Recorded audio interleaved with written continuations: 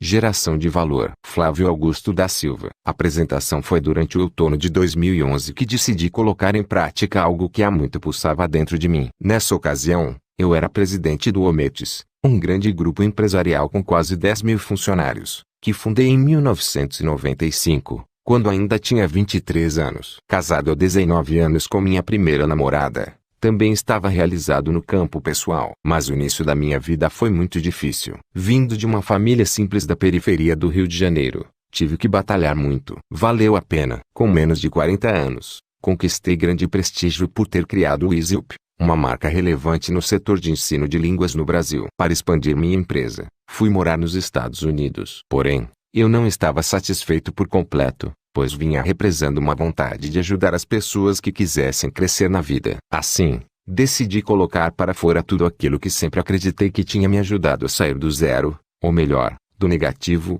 e me transformado em um dos mais jovens bilionários brasileiros. Em 2014, fui apontado, numa pesquisa realizada com mais de 52 mil jovens ao redor do Brasil, o quarto líder mais admirado do país. Mas, afinal, o que é que pulsava com insistência em meu coração? Era comum eu dormir e acordar com aquela sensação de incômodo e questionamento. Sempre fui muito feliz, trabalhava, construía e conquistava, mas a sensação não só permanecia como cava cada vez mais forte, como se estivesse me chamando para uma responsabilidade maior.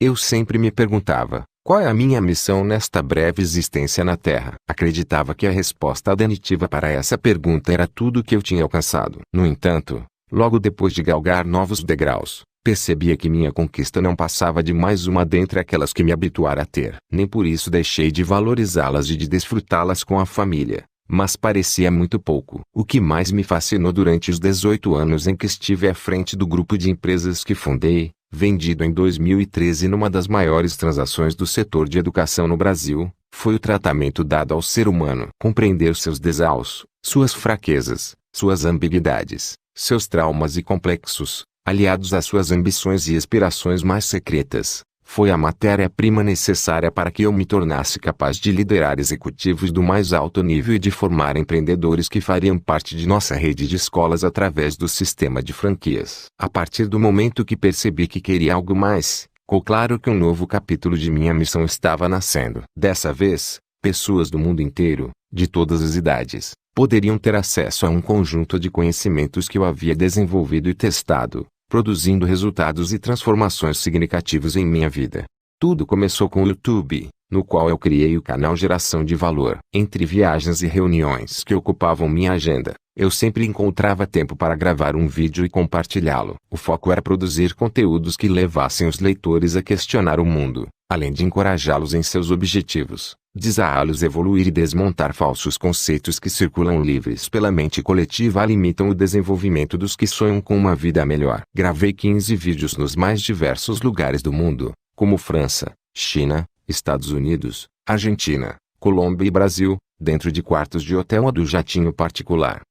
Por onde eu passava, aproveitava a inspiração para oferecer um conteúdo que suscitasse alguma reação. Esses vídeos foram assistidos por mais de 10 milhões de pessoas, e fiquei muito satisfeito por ter tido a chance de colaborar com cada uma delas. Ter tempo disponível para produzir vídeos se tornou um desafio maior. Então o Twitter e o Facebook passaram a ser mais viáveis. O Facebook é a plataforma que eu mais tenho utilizado nos últimos 3 anos. Nele me dedico a escrever todos os dias e a interagir com os GVs, forma carinhosa que uso para me referir aos meus seguidores. Com mais de 2,3 milhões de fãs na página, a média de alcance, ou seja, o número de pessoas que leem o conteúdo que produzo, segundo as ferramentas de estatísticas do Facebook, alcançou o patamar de 10 milhões de pessoas por semana. Tem sido gratificante poder compartilhar e colaborar com essa nova geração. Recebo incontáveis mensagens todos os dias, agradecendo pela minha iniciativa e me sinto recompensado demais por ela. Por meio de mensagens no Facebook de todas as abordagens em shoppings,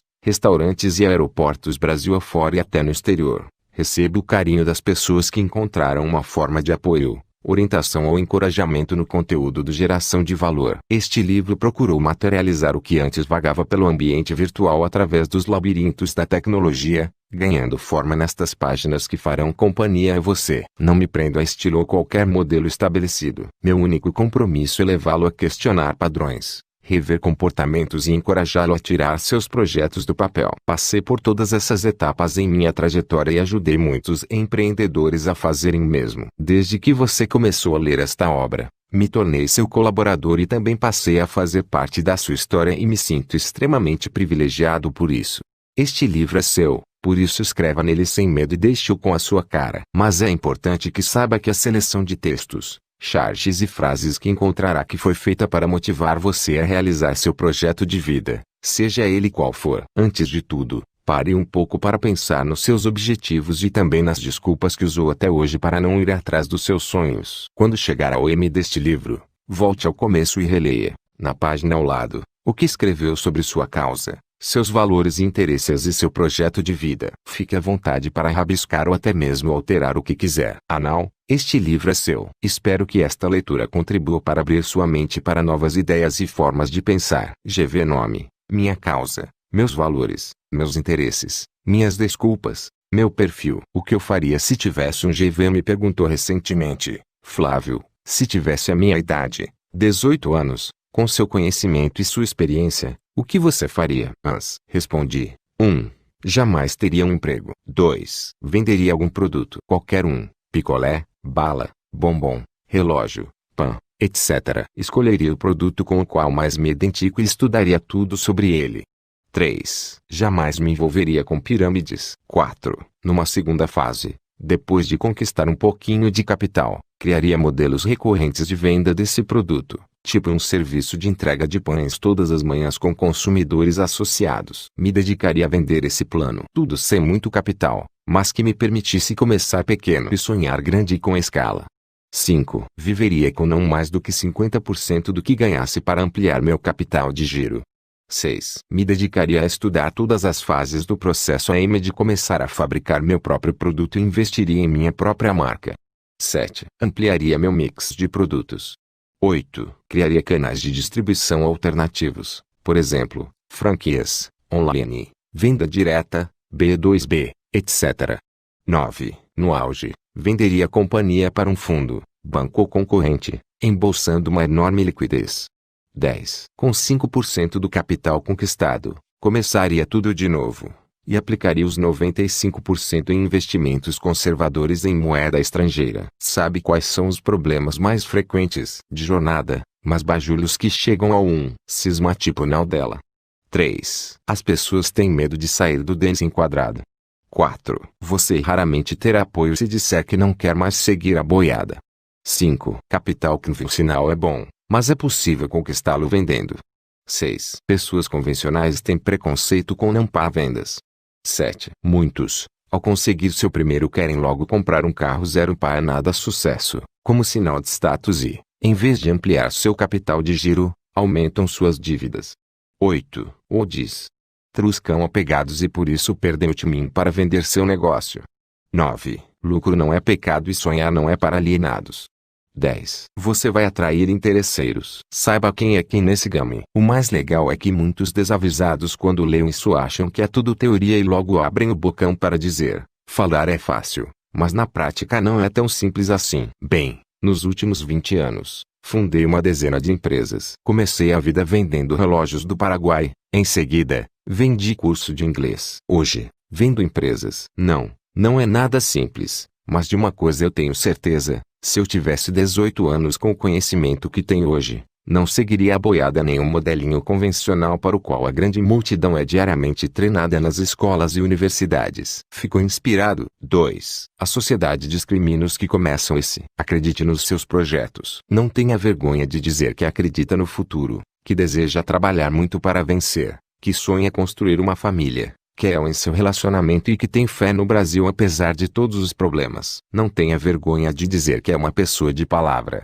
que devolve o dinheiro a mais que lhe deram de troco, que não sonega impostos e que acredita no ser humano apesar de algumas decepções já vividas. Não tenha vergonha de dizer que está bastante entusiasmado com os seus projetos, que tem certeza de que pode fazer a diferença, contribuir com a mudança do mundo, melhorar a vida de muitas pessoas e deixar um legado para as próximas gerações. Por incrível que pareça, com a crescente inversão de valores desta sociedade hipócrita, todos esses atributos nobres acabaram se tornando ultrapassados, cafonas e piegas. Os que têm coragem de assumir publicamente esse estilo de vida em geral são alvo de risadas, chicotas, e até taxados de bitolados, iludidos e bobalhões, já que os descolados de plantão costumam ter um comportamento bem diferente. Se você costuma ser alvo dessas críticas, parabéns. É sinal de que está no caminho certo. Prepare-se para, daqui a alguns anos, receber em seu escritório alguns desses descolados que, com um sorrisinho amarelo nos lábios, vão lhe pedir emprego. 7 hábitos mais frequentes dos perdedores. 1. Reclamam quando é segunda-feira e torcem para chegar logo a sexta-feira. Os perdedores odeiam trabalhar. Tudo na vida deles se resume à busca de um novo parceiro para uma aventura sexual num M de semana. Por isso, a balada é sagrada. E é assim, de noite em noite, que eles levam a vida. Os perdedores são acionados pela, ainda que falsa, sensação de independência. Entregar-se a um relacionamento, comprometer-se no trabalho e lutar por uma meta, sacrificando-se em prol de um objetivo maior, faz com que se sintam escravizados. Diante do medo natural que todos nós sentimos, os perdedores, em vez de enfrentá-lo, se acovardam. Resultado, não se frustram de imediato, porém não conquistam nada. A longo prazo sentem-se vítimas do sistema ou acham que não tiveram oportunidades. 2. Não gostam de assumir compromissos de espécie alguma. 3. Suas decisões são influenciadas muito mais pelo medo de perder do que pela vontade de ganhar. 4. Desistem diante das primeiras dificuldades. Os perdedores são especialistas em manipular a si mesmos,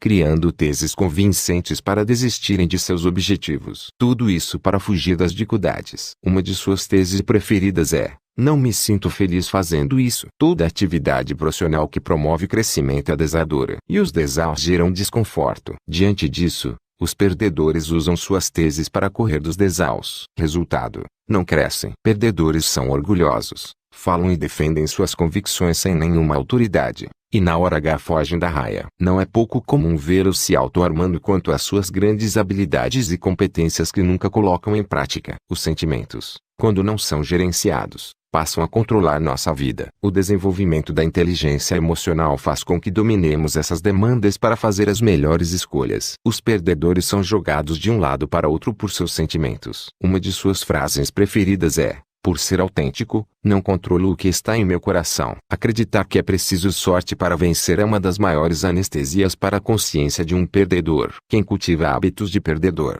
5. Como não realizam nada, a única coisa que lhes resta é o hábito da autoarmação. 6. São reféns de seus sentimentos. 7. Acreditam que dependem da sorte para vencer. Consequentemente, jamais poderá colher os resultados de um vencedor. Nesse caso, é mais confortante sentir-se sem sorte ou azarado, pois aliviador e desenvolve um sentimento de autopiedade típico dos perdedores. Quando ouvem de alguém que seus resultados são fruto de suas próprias escolhas, sua resposta preferida é: não é bem assim. A propósito, os perdedores são especialistas na relativização do absoluto ao mesmo tempo que generalizam o relativo. Qualquer um de nós pode desenvolver esses hábitos por influência de amigos, da família ou por nossas próprias fraquezas. O problema é que, uma vez desenvolvidos, esses hábitos funcionam como uma espécie de vírus de computador, atuando silenciosamente no sistema operacional do cérebro, influenciando nosso comportamento, nossas decisões, ações e reações. Nessa hipótese,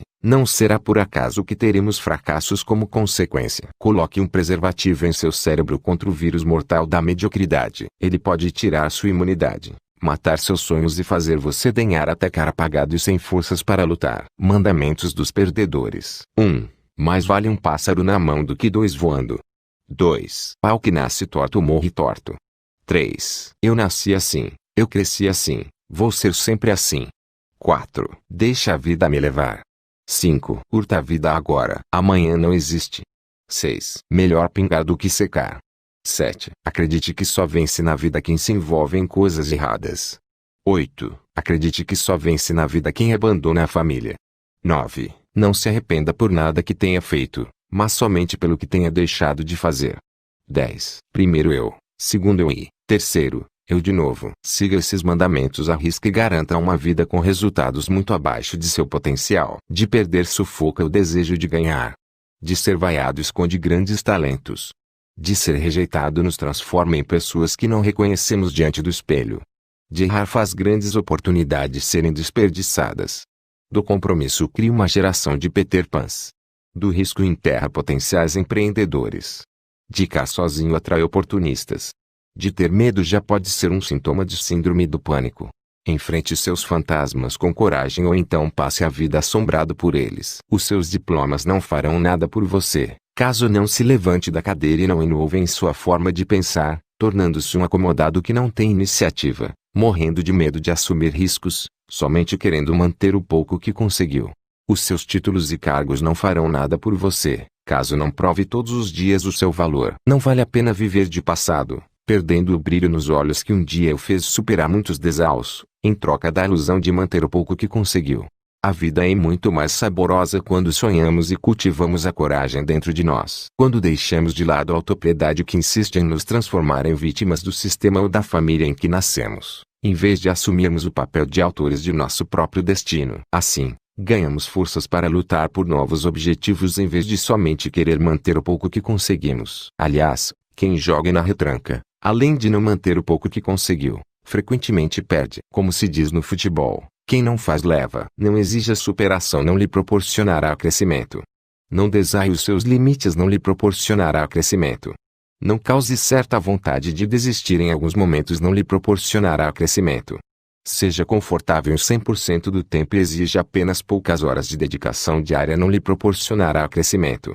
Não propicia crescimento, simplesmente não serve. Há sentimentos considerados pouco nobres e que são muito difíceis de serem admitidos, mas que, no entanto, são mais comuns do que se imagina. O primeiro deles é a inveja. Você já viu alguém assumindo que é invejoso? Por demissão, inveja é o sentimento de desgosto pelo bem alheio. Se você não se sentiu feliz ao saber que seu amigo foi promovido, tudo indica que é invejoso. Se, ao saber que um amigo enriqueceu ou encontrou o amor da vida dele, você ficou triste ou com raiva porque sua hora nunca chega, sinto lhe informar que você é invejoso.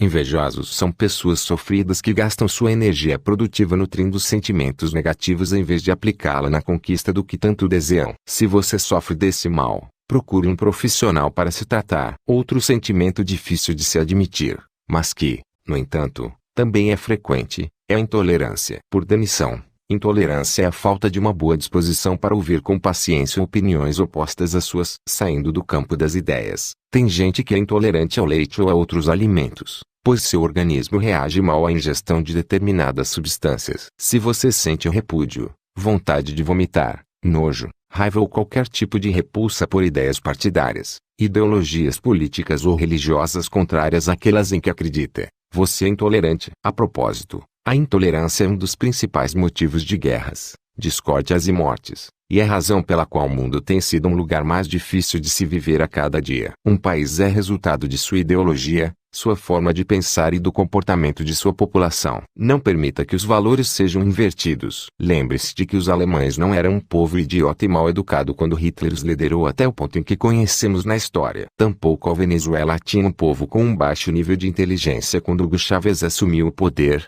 levando ao caos em que vivem hoje. Isso significa que líderes manipuladores invertem os valores da sociedade e, em favor de suas ambições políticas e crenças equivocadas, são capazes de tudo, até mesmo de se corromperem em nome de um suposto bem maior. Eles não veem problema em controlar as instituições e usar a própria democracia para instituírem uma ditadura ideológica, invejosa e intolerante.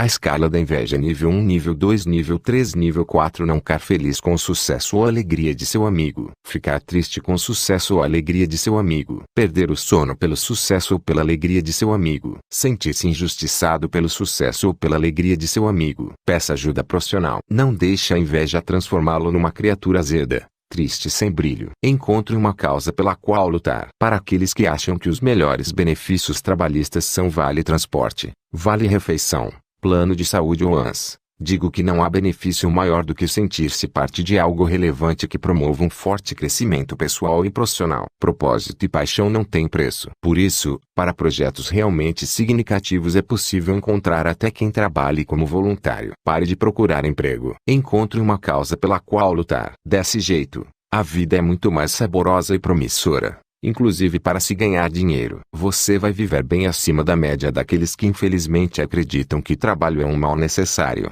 um castigo, um peso a se carregar. A vida vivida assim é muito triste, limitada e chata. Você merece mais do que isso. Aprendendo a desaprender desde pequenos, Escutamos que devíamos estudar, tirar boas notas para arrumar um bom emprego e passar pelo menos 30 anos pagando ao governo o financiamento de uma casa própria, onde viveríamos pelo resto da vida. Desde pequenos, assistimos a muitas matérias em telejornais, a entrevistas com desempregados e endividados em busca de uma oportunidade numa enorme ilha de excluídos. Isso dá um medo do futuro. Desde pequenas, muitas meninas ouvem, homem não presta, enquanto, por outro lado, os meninos escutam, mulher é tudo vagabunda. Mais do que ouvir, muitos viram de camarote, como num reality show, o casamento de seus pais se dilacerar, regado a gritos, agressões e desrespeito. Crescemos. E agora, como esperar mais da vida sem ter medo dela? Como sonhar em empreender, correr mais riscos, sem o pavor de sermos um daqueles desempregados e endividados das matérias a que assistimos? Como nos entregar um relacionamento de corpo e alma, sem temermos nos machucar? Para vencermos em diversas áreas, quase sempre precisaremos desaprender muito do que nos foi doutrinado ao longo da vida e nos atrever a manter a esperança em meio ao caos, e a nunca perder a disposição de colocar nossos planos em prática apesar da descrença difundida por todas as partes. Não tenha medo. Independentemente das injustiças que presenciamos, somos capazes de superar os obstáculos e conquistar muito mais do que o pouco que, desde pequenos, tentaram nos convencer que a vida nos reservava. Gostaria muito de ter o poder de fazê-lo acreditar nisso, mas este poder está somente em suas mãos. Pode não parecer, mas, acima das mais densas nuvens de uma tempestade, existe um céu azul, lindo e tranquilo. Pode não parecer, mas, abaixo da agitação barulhenta de um mar revolto, o fundo do oceano é colorido, silencioso e quase em câmera lenta. Pode não parecer, mas, por maior que sejam os seus problemas e as contradições de suas crises, ainda assim é possível encontrar o refúgio de que você tanto precisa. O honesto parece bobo a curto prazo, mas a longo prazo ele acaba sendo verdadeiro esperto. O malandro, com os seus esquemas, parece esperto a curto prazo, mas a longo prazo percebe-se que ele é um grande otário. Não tem jeito. A vida é implacável. Tem ambições. Você é capaz de conquistá-las uma por uma. Não entra em canoas furadas nem se envolve em esquemas mirabolantes. Atalhos não existem. Não existe dinheiro fácil diferentemente do que muitos pensam. Nem o dinheiro que um jogador de futebol de ponta ganha é fácil. Mesmo com todo o seu talento, um atleta profissional enfrenta em sua trajetória altos e baixos, superações emocionais, pressão, lesões e incertezas que são espelho de uma realidade muito mais dura do que a mídia tenta vender. Fique esperto e não se envolva em esquemas ou caminhos desonestos. Você definitivamente não precisa disso. Não é tanto assim, porque muitos quando estão cansados, em vez de descansar, preferem ficar reclamando. Resultado: cansam todo mundo que está por perto. Para empreender é preciso a visão é resultado de um exercício de imaginação. A imaginação, por sua vez, consiste na criação de hipóteses que são exibidas em nossa mente de forma bem realista, como no Mi. Quando tudo isso acontece enquanto dormimos, chamamos de sonho. Quando acontece enquanto estamos acordados, chamamos de visão. A capacidade de enxergar uma oportunidade ou de criá-la é possível somente para alguém que esteja livre dos formatos dominantes e dos paradigmas estabelecidos. Dentro da caixa só se pode contemplar o óbvio. Fora dela, não há limites. Coragem não significa ausência de medo. Cara a cara com o medo, a maioria se acovarda enquanto uma minoria decide partir para o enfrentamento. Mesmo diante da mais bela visão, sem a coragem necessária, toda a ideia vai para dentro da gaveta. A covardia é a gerente geral do cemitério das ideias. Cheio de coragem e com uma boa ideia na cabeça, o empreendedor precisa ser competente para colocar seu projeto em prática com sucesso. Um dos primeiros desafios é levantar o capital necessário para iniciar sua jornada. Muitos fracassam nesse obstáculo inicial, sem sequer ter entendido que angariar capital é uma questão de competência e não de oportunidade. Um bom projeto, quando apresentado com perseverança e competência, vai gerar uma ala de investidores que desejam se associar ao empreendedor. Por isso digo, investidores não buscam ideias simplesmente. Buscam empreendedores capazes de colocar em prática as suas boas ideias. Mas quem é o investidor? Pode ser seu vizinho, seu amigo, sua namorada, seu sogro, um banco, um fundo, uma empresa ou até seu concorrente. Investidor é qualquer pessoa ou grupo de pessoas que tenha sido cativado por sua apresentação, acreditando que vai recuperar o capital rapidamente e lucrar com a sua gestão durante a execução do projeto. De nada adianta ter uma bela visão e ser corajoso, mas se mostrar incompetente na hora de colocar suas ideias em prática. Para empreender com sucesso é preciso ter visão, coragem e competência. A pior cegueira é aquela resultante da falta de vontade de enxergar. Hoje eu ouvi que há um personagem bem conhecido no mercado que está muito incomodado com a abordagem do geração de valor,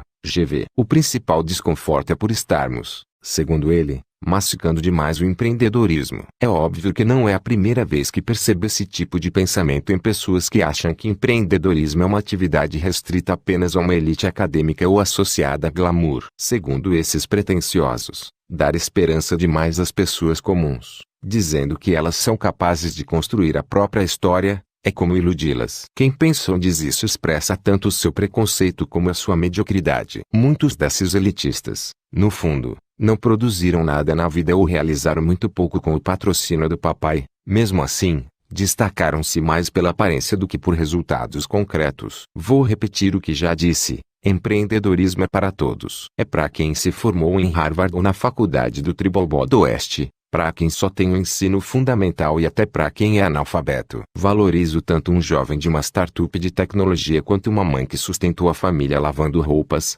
o pipoqueiro que inovou e criou uma rede de vendedores de pipoca, o garçom que abriu seu negócio com muita dificuldade, criou uma rede de churrascarias e, por IM, a vendeu por 800 milhões como no caso do fogo de chão. Entre muitas outras histórias de pessoas que contrariaram a lógica elitista dominante na nossa sociedade. O GV não está aqui para agradar aos pretensiosos que usam palavras difíceis e ostentam uma coleção de diplomas na parede e um arsenal de experiências frustradas, restando-lhes histórias bonitinhas para contar com seu discurso intelectual de voz impostada. O GV está aqui para encorajar os que sonham remar contra a maré e estão dispostos a mudar de vida por meio de suas iniciativas, sem se intimidar com a selva que é o mercado nem ceder ao coitadismo cada vez mais comum. Quem não acredita que seja possível uma pessoa comum superar as enormes barreiras sociais e vencer não está em sintonia com a lógica empreendedora do geração de valor.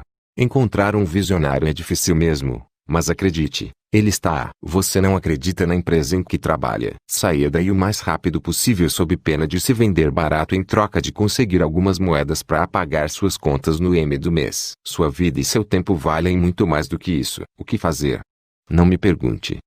Pergunte a si mesmo. Você pensa que falar é fácil, não é? Pois é. Quero ver então ter a coragem para largar o certo medíocre em busca de seu sonho duvidoso, tão cobiçado. Poucos têm essa coragem. Poucos se destacam da multidão. Relações superficiais não são capazes de produzir resultados profundos. Por isso, o relacionamento com sua equipe de trabalho, com seu parceiro e com seus amigos são pactos máduos entre as partes que, se forem conduzidos de forma profunda, verdadeira e transparente, serão capazes de produzir resultados bem acima da média. Agora, conduzidos na superficialidade com segundas intenções, o que é muito frequente em nossa sociedade, cairão no lugar comum, na mediocridade. Festear com ou sem motivos é sempre bom. Mas festa boa mesmo é aquela que fazemos quando merecemos, quando conquistamos e quando nos lembramos de todas as barreiras superadas. Ele é formado pelo conjunto de opiniões, visões e valores adotados pela mente coletiva. O senso comum é a famosa voz do povo, pretensiosamente chamada de voz de Deus. Talvez ela se assemelhe mais à voz do demônio, porque, na contramão desse conceito, há quem tenha dito que toda unanimidade é burra. Além disso, o senso comum conduz uma pessoa ao inferno para fazê-la arder por toda a vida no mar da estagnação e da mediocridade. É muito usual, dentro do senso comum, sermos desencorajados a acreditar em inovações, em conceitos que sejam diferentes daqueles passados de geração para geração e que mantêm as grandes massas dentro do seu quadrado e num lugar aparentemente seguro, porém estagnado. Nesse lugar acostuma-se com tudo, com o ônibus cheio, com o trem lotado, com a marmita fria, com horas no engarrafamento, com as cartas de cobrança do SPC, Sistema de Proteção ao Crédito, com o medo de perder o emprego, o medo do futuro e toda sorte de medo que assombra o senso comum. O senso comum domina mentes e decisões, produzindo resultados que sustentam a tese das impossibilidades. Como está provado por A mais B que não é possível fazer nada para mudar, vivamos de acordo com o senso comum, porque pelo menos estaremos livres de grandes frustrações. Mas o que é mais frustrante do que manter seus sonhos engavetados e viver todo santo dia com os planos B, C, D, Z?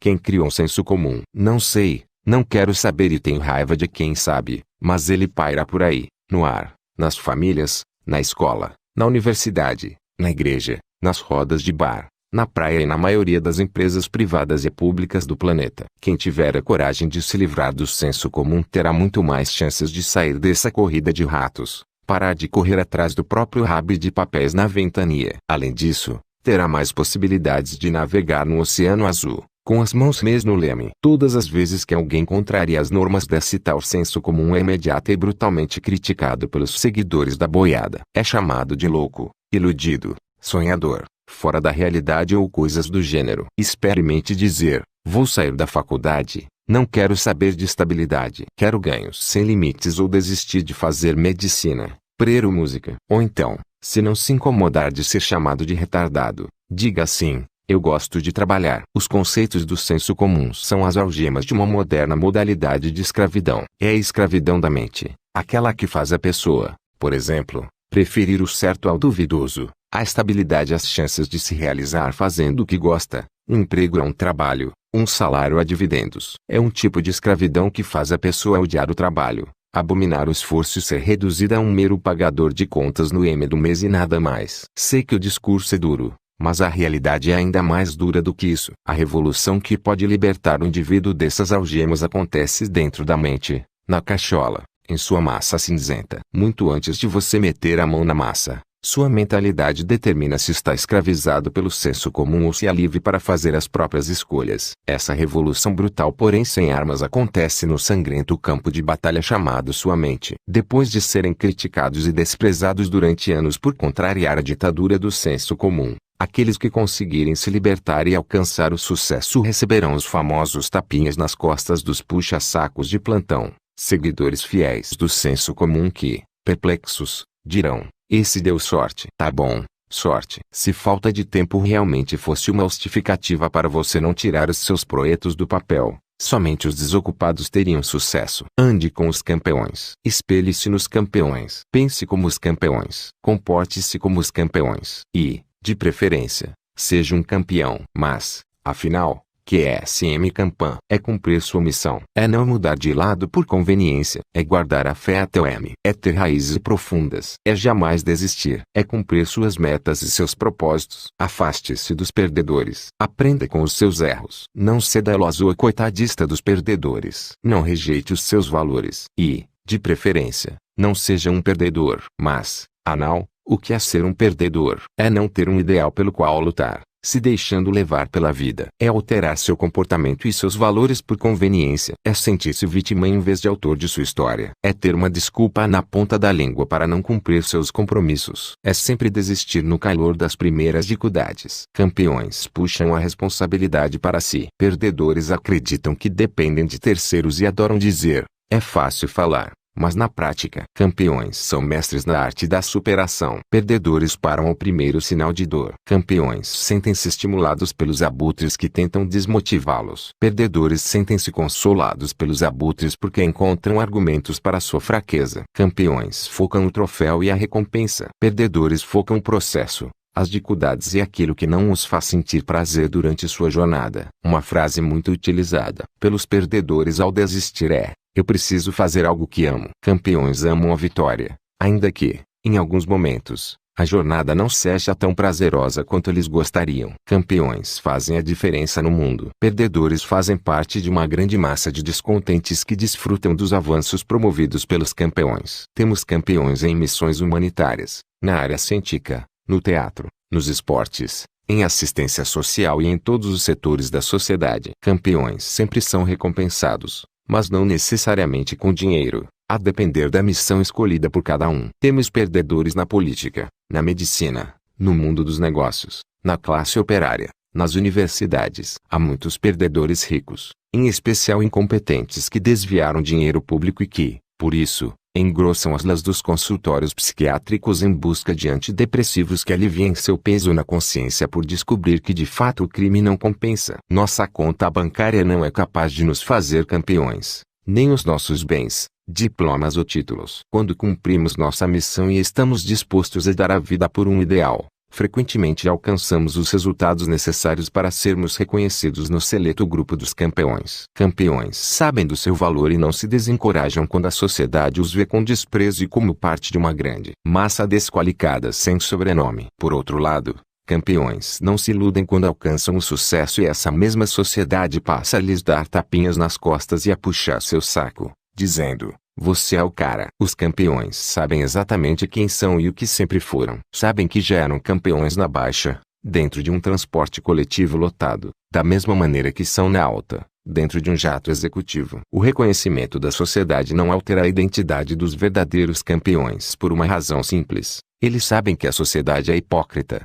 Chega de desculpas. A vida de quem criou o hábito de dar desculpas para todos os seus fracassos e deficiências é um círculo vicioso, dramático e melancólico, repleto de inveja e de vitimismo. A culpa é sempre de terceiros, seja o sistema, a sociedade, a família, o capitalismo ou qualquer um que apareça pela frente. Quem cultiva esse hábito acaba tendo uma vida dura, recalcada, sem conquistas, mas, ao mesmo tempo, possui enorme soberba por se considerar moralmente superior, já que tem a presunção de ser mais consciente que os demais. Deixe as desculpas de lado, assume a responsabilidade por suas deficiências, ainda que nem todas tenham sido fruto de suas escolhas, como ter nascido numa condição social desfavorável. Diante das adversidades, seu valor deve ser demonstrado por sua criatividade e coragem para derrubar as muralhas sociais resultantes de governos omissos por décadas, que em vez de promoverem a expansão da economia, a meritocracia e escolas decentes, promovem as desculpas e disseminam o coitadismo a de manter a população como refém. Diante do fogo, o papel queima, mas o ouro brilha. Quem é GV entende muito bem essa metáfora. 1. BBBs conquistam fama, mas não sucesso. 2. Não é verdade que para crescer profissionalmente é necessário abandonar a família. 3. Ricos não são pessoas más, e pobres não são pessoas boas. Há rico de tudo quanto é tipo, assim como há pobre de toda a espécie. 4. O capitalismo não é o culpado pela desgraça da humanidade. A desgraça da humanidade é fruto do próprio ser humano abraçado com seu egoísmo. 5. Socialistas não são menos egoístas e nutrem suas ambições ideológicas com a mesma voracidade com que consumistas se lançam às promoções de Natal em shopping centers nos Estados Unidos. 6. Diploma não garante sucesso, mas aumenta suas chances de alcançá-lo. Chances maiores não garantem sucesso, assim como chances menores não excluem os mais criativos e determinados. 7. Em mais de 20 anos treinando e formando executivos, tenho observado que os melhores resultados, na maioria das vezes, não vêm dos mais talentosos, mas sim dos que dominam melhor suas habilidades emocionais. 8. O Brasil é um excelente mercado para se construir um negócio promissor, apesar de sua burocracia burra e da grande tolerância que a população tem com os corruptos e gestores de serviços públicos de péssima qualidade, pagos à custa de altos impostos.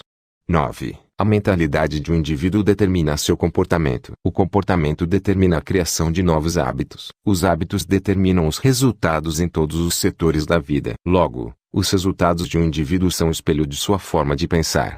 10. Compartilhar conhecimentos não tem preço. Desejo que você um dia experimente, depois de ter chegado ao topo, colaborar com as novas gerações. Vou apresentar uma situação hipotética que pode revelar um pouco dos bastidores de suas emoções e ajudá-lo a tomar algumas decisões. Pense nas 3 pessoas que você mais ama na vida. Pensou? Agora, imagine o seguinte: elas foram picadas por um inseto que possui um veneno mortal cujo único antídoto é você realizar uma tarefa que há bastante tempo tem protelado porque considera muito difícil, como passar num concurso, cumprir uma desafiadora meta de vendas ou iniciar com sucesso seu projeto dos sonhos. Perguntas óbvias, mas nem tanto quanto parecem. 1. Você as deixaria morrer ou faria o que fosse necessário para salvá-las? 2. O que aconteceria com seu senso de urgência nessa situação? 3. Como seria sua nova organização de prioridades na hipótese apresentada? Você gastaria seu tempo da mesma forma? 4. Mesmo considerando que os momentos de diversão sejam importantes em nossa vida, como você organizaria seu lazer a partir de seu novo senso de urgência? 5. Você tem conduzido sua vida hoje com a mesma determinação que conduziria na situação apresentada? É claro que estamos falando de uma situação extrema e hipotética, mas o que essas perguntas podem revelar? Suas emoções, seu senso de urgência, a forma como organiza suas prioridades e a garra que imprime em suas ações determinam se você entra para fazer acontecer ou apenas para seguir o fluxo da boiada, sem compromisso, de forma indolente e inconsequente, sem assumir o rumo de sua vida e sendo conduzido aleatoriamente pela correnteza que leva uma grande multidão à estagnação. As pessoas que você mais ama não estão envenenadas. Foi apenas um exemplo. Mas qual é o senso de urgência necessário para você não ser mais um na multidão? Para fracassar, basta não fazer nada, pois é como se o veneno do fracasso já estivesse circulando em nossas veias. Para conseguirmos o antídoto, depende muito de quanto estamos determinados a viver. Não digo sobreviver, vagando sem sentido pelo mundo, mas viver com brilho, fazendo a diferença nessa sociedade de gente especialista em dar desculpas e sentir-se vítima das circunstâncias.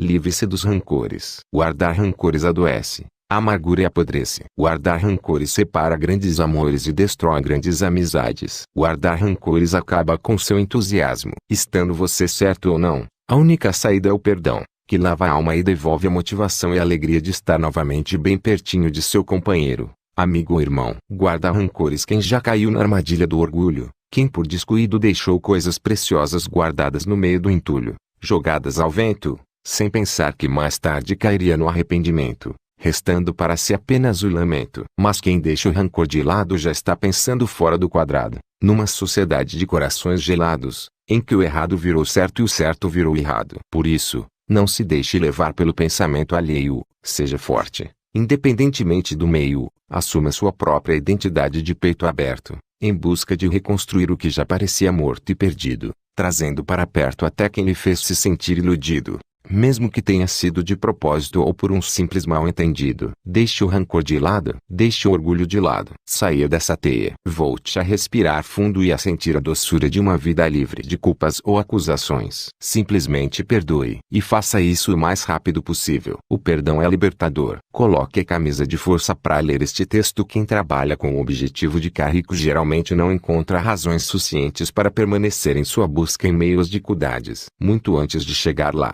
alguns ficam desgastados com a turbulenta jornada e outros perdem sua essência e negociam até seus valores. No entanto, o mais comum é alguém acabar se tornando muito rico quando as razões que o levaram a progredir em seu projeto, sendo este bem estruturado, é claro, transcenderam o próprio ilegítimo interesse. Ou seja, quando o empreendedor tem produto e gestão excelentes, possui a capacidade de construir um senso de missão e causa em seu negócio, aliado a um modelo que envolva todos os seus colaboradores e os recompense generosamente pelos resultados atingidos, e se diverte enquanto trabalha muitas horas por dia, seus resultados, como mera consequência, vão levá-lo a ficar muito rico. Quando o assunto é liderança, esses fatores precisam se mostrar ainda mais presentes. Isso porque liderar é a arte de unir pessoas diferentes em torno do mesmo propósito, trabalhando os elementos que movem cada um. Esses elementos se manifestam de forma diferente para cada pessoa, mas convergem num único foco: a causa, o projeto e as metas da empresa. Liderar pensando apenas nos próprios interesses é impossível. O máximo que se consegue com isso é chear. A liderança é exercida mediante os interesses dos liderados. Essa é a principal matéria-prima da liderança. Ou seja, liderando é possível criar um ambiente de intraempreendedorismo, onde cada um luta para alcançar os próprios objetivos e o resultado não será, por consequência, o sucesso do projeto e do líder. Este é o famoso paradoxo da liderança. Pensar em si é o mesmo que não pensar em si. Não pensar em si é igual a pensar em si. Como isso é o oposto do estilo de vida da sociedade em que vivemos, poucos entendem e, por isso, poucos constroem algo que de fato é relevante. Sempre que passo muito tempo sem ouvir esse elogio, logo busco saber onde estou errando. Num emprego convencional, se dividimos o salário pela quantidade total de horas trabalhadas no mês, chegamos ao valor de sua hora de trabalho. Na prática, independentemente da área de atuação, é isso que o empregado está vendendo ao seu patrão: o seu tempo. Ou seja, o empregado é um vendedor de tempo. No entanto, o tempo é um ativo nito, distribuído a cada um de forma igualitária. Afinal, todos, sem exceção, competentes ou não, têm exatamente a mesma quantidade de tempo todos os dias, 24 horas. Além do tempo que o empregado vende para a empresa na qual trabalha, ele também precisa de mais tempo para conviver com os familiares, dormir, se exercitar, se divertir, promover ações sociais, fazer viagens, ir ao médico, ao dentista, almoçar, jantar, etc. Logo, como temos tempo limitado e muitas outras responsabilidades, o modelo empreguista convencional jamais proporcionará a seus empregados um meio de realizarem com plena satisfação suas aspirações financeiras, familiares, sociais e de qualidade de vida. o que acaba gerando a médio prazo muita insatisfação e frustração.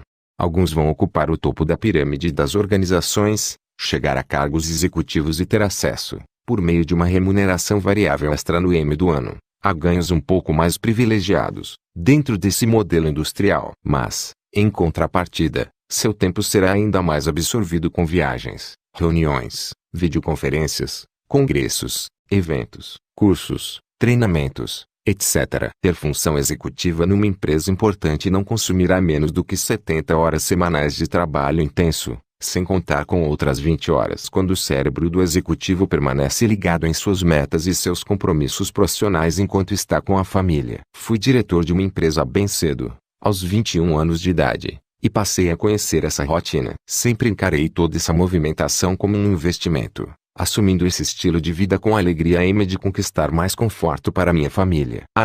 Eu era muito jovem, sem luz, e tinha a Luciana totalmente envolvida e alinhada com o mesmo projeto. Como você pode perceber, existe uma enorme distorção que deixa a grande parte das pessoas, seja de empresas privadas ou públicas, com perspectivas muito limitadas. Para resolver essa distorção, seria necessário falarmos de forma mais séria sobre empreendedorismo, mas infelizmente, pela livre iniciativa, estatisticamente já sabemos que, na hora de correr riscos, a maioria sai de ninho e acaba abraçando de volta a prática convencional da venda de tempo. Mas o que esses indivíduos não percebem é que, ao não assumirem esses pequenos riscos, eles acabam correndo um perigo real de passarem pela vida como meros pagadores de contas, mesmo já tendo testemunhado o mesmo acontecer com seus pais, vizinhos e amigos durante toda a vida.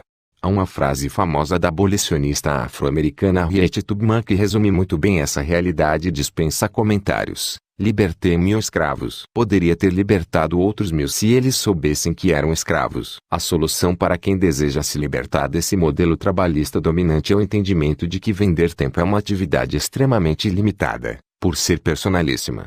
Seu tempo é apenas seu e não pode ser emprestado, doado, alienado nem alugado. Isso significa que se você ficar doente ou impedido de vender o seu tempo, terá que sobreviver à custa do famigerado INSS. Melhor do que vender tempo é vender seu próprio produto ou serviço. Por isso, sugiro trocar o que você tem vendido nos últimos anos. Pare de vender seu tempo escasso e passe a vender seu próprio produto. Desenvolva a sua marca, o seu modelo de negócios. Crie os diferenciais em seu setor e venda sem limites. Sem limites de tempo, sem limites geográficos, em outros países, online, por venda direta, com catálogo, no varejo, de porta em porta, com distribuidores, representantes comerciais, franquias, cadeias próprias de lojas, etc. Fazendo isso, você não vai mais ser remunerado pelo relógio, mas sim pela performance de seu produto no mercado.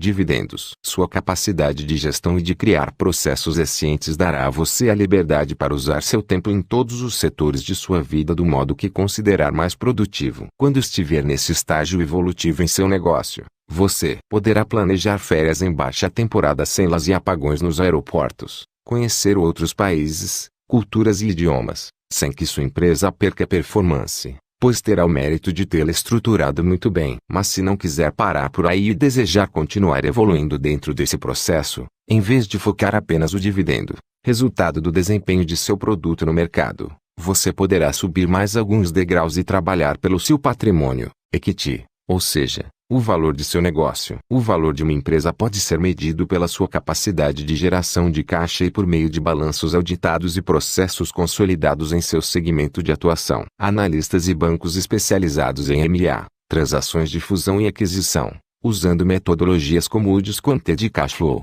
DCF, por exemplo, estão aptos a fazer uma avaliação de seu modelo de negócios, encontrando investidores, fundos, competidores estratégicos ou até levantando a possibilidade de abrir o capital da empresa para o mercado numa oferta pública inicial, IPO na sigla em inglês. Nesse estágio você passará a vender ações. Comece vendendo seu tempo, mas se quiser mais da vida, pense fora da caixinha e venda seu próprio produto ou serviço. Agora, se desejar subir mais alguns degraus, conquiste o patamar que o tornará apto a vender as ações de sua companhia. Venda 1%, 20%, 50% ou até 100%, de acordo com a melhor estratégia. Aliás, sempre vale a pena lembrar que o prêmio máximo de um empreendedor é ver o seu empreendimento sendo reconhecido pelo mercado a ponto de ser comprado.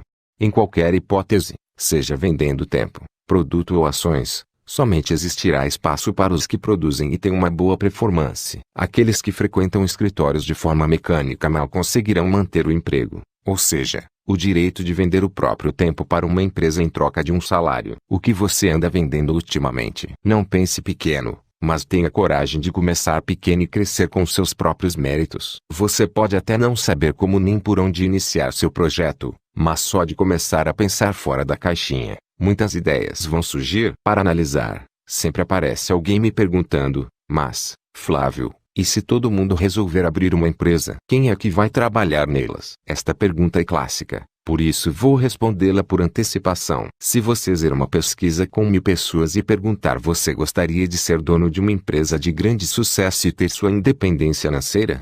99,9% vão responder que sim, mas estatisticamente, na hora de pôr isso em prática, trabalhar 12 horas por dia e correr riscos, a maioria sai de ninho. Com base nesse dado, posso afirmar que empreender será para uma minoria mais corajosa, mais inconformada com a lenga-lenga corporativa e que não quer esperar 30 anos para começar a desfrutar, se tudo der certo, de uma qualidade de vida acima da média. Minha expectativa quando escrevo este texto é atingir uma pequena minoria. Na realidade, se uma única pessoa for impactada e resolver sair do armário para explorar mais seu potencial, vou ficar muito satisfeito. Tem certeza de que você está no lugar certo. Maturidade vale mais do que experiência. A sua capacidade de esperar não está relacionada à idade, potencial intelectual, condição social ou econômica, experiência profissional e muito menos à formação acadêmica. A sua capacidade de esperar está relacionada apenas à sua maturidade. A maturidade produz a inteligência emocional necessária para que se façam escolhas de acordo com o que seja mais produtivo e não simplesmente de acordo com a sua vontade imediata. Para uma criança, a vontade é o único fator que importa, nada mais. Porém, a paciência é um dos ingredientes que distinguem os homens dos meninos. Maturidade vale mais do que experiência. Quando falamos de maturidade, pensamos logo na questão da idade. Ou seja, fazemos uma associação com o tempo de serviço ou alguns cabelos brancos. Obviamente, com a idade, assim a possibilidade de termos aprendido mais. Mas infelizmente isso não é uma regra. Existem jovens ainda inexperientes mais maduros e preparados do que pessoas mais velhas e com quilometragem alta que insistem em cometer os mesmos erros de sempre. Seja nos negócios, nos relacionamentos ou em qualquer área da vida, todos os dias vemos meninos inconstantes, alguns com mais de 40 anos, metendo os pés pelas mãos, colocando tudo a perder pelo simples fato de, por imaturidade, não saberem esperar a hora mais apropriada para tomar determinada iniciativa. Um desperdício. Será que alguém que está se divorciando pela 5ª vez pode dar bons conselhos sobre casamento? A prova de que você é experiente e maduro, ou seja, de que tem que know e sabe do que está falando são seus resultados. Somente seus resultados práticos, profissionais ou pessoais, podem lhe dar credibilidade para ser ouvido e ganhar status de conselheiro. Infelizmente existem teóricos e palpiteiros de plantão que colecionam muitos anos de vida, mas poucas realizações. É claro que por educação escutamos suas dicas, mas, no fundo, lhes damos pouco crédito por conta de seus escassos resultados. Em resumo, maturidade vale mais do que experiência, mas o verdadeiro cartão de visita são seus resultados. O melhor é aprender com quem provou que tem que know, ou seja, com quem realmente sabe. Um amigo endividado. Quase sempre emprestar dinheiro não significa ajudar, apesar de remediar o problema. Se a raiz da dívida for o consumismo, seu amigo só terá trocado de credor, conseguindo um mais complacente, você. Ou seja, continuará endividado e logo vai se meter numa nova dívida até que outro amigo com pena o ajude novamente. Sofrer as consequências pode ser a melhor alda. Uma criança que não é disciplinada e não arca com as consequências de suas escolhas equivocadas vai crescer precisando que a vida lhe ensine. A vida não tem pena. A vida é implacável. Você domina as suas emoções a ponto de ouvir vários desaforos sem revidar? Circulou há algum tempo na internet um vídeo de uma mulher agredindo verbalmente e tentando humilhar uma jovem num shopping no Rio de Janeiro. Entre muitas barbaridades que me deram vergonha alheia, ela disse: "Sua pobre ridícula, eu moro num triplex, quem é você?" Etc. Apesar do destaque negativo para essa senhora em 99% dos comentários, ela foi repudiada pela comunidade digital. A grande protagonista desse episódio e que merece reconhecimento foi a jovem que, entre outras qualidades, se mostrou equilibrada emocionalmente e não perdeu o controle, ao contrário do que desejava a agressora. Num dos momentos quentes da discussão, A senhora chama a jovem para a briga, agride verbalmente, mete o dedo na cara e faz chicotas. Porém, a jovem, numa grande demonstração de maturidade e de inteligência emocional, avalia as consequências de entrar nessa pilha, percebe que está moralmente em vantagem diante dos crimes que a outra estava cometendo na presença de dezenas de testemunhas e se mantém. Pede que chamem o segurança do shopping. Tudo foi gravado num celular por uma terceira pessoa, que no final também foi agredida. A maioria não levaria esse desaforo para casa, permitiria que o orgulho falasse mais alto e deixaria a inteligência de lado. Consequência, no mínimo,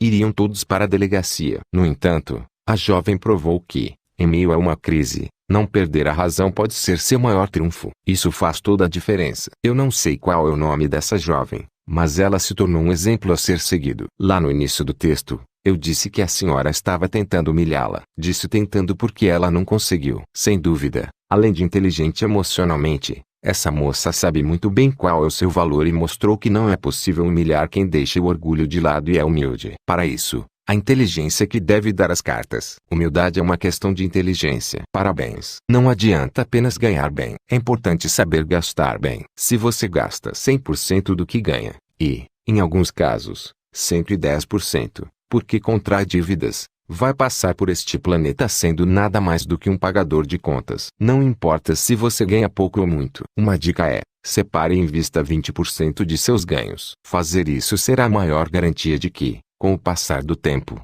você terá alguma chance de mudar sua realidade. Isso exige sacrifícios, mas como seria se a sua gestão, nos últimos 10 anos, tivesse priorizado separar e investir 20% de tudo que você ganhou? Quantas dezenas ou até centenas de milhares de reais você teria em caixa lhe rendendo pelo menos 10% ao ano, a baixíssimo risco? Jamais vai sobrar dinheiro em seu orçamento, muito menos 20% de seu ganho. Por isso disse para separar e investir antes de tudo, de modo a viver com o restante. Isso exige sacrifício e disciplina que poucos se dispõem a seguir, já que o consumismo sempre vai apresentar uma oportunidade imperdível a qual a maioria cede por causa do próprio imediatismo. Alguns vão dizer, quase chorando, mas, Flávio, falar é fácil. Eu não consigo viver com 80% do que ganho. Então eu pergunto, como você faria se ficasse desempregado? Geralmente, respondem, neste caso, eu daria um jeito. Pois é disso que estou falando. Você tem que dar um jeito agora para viver com 80%. Simples assim. Essa é a sua chance de,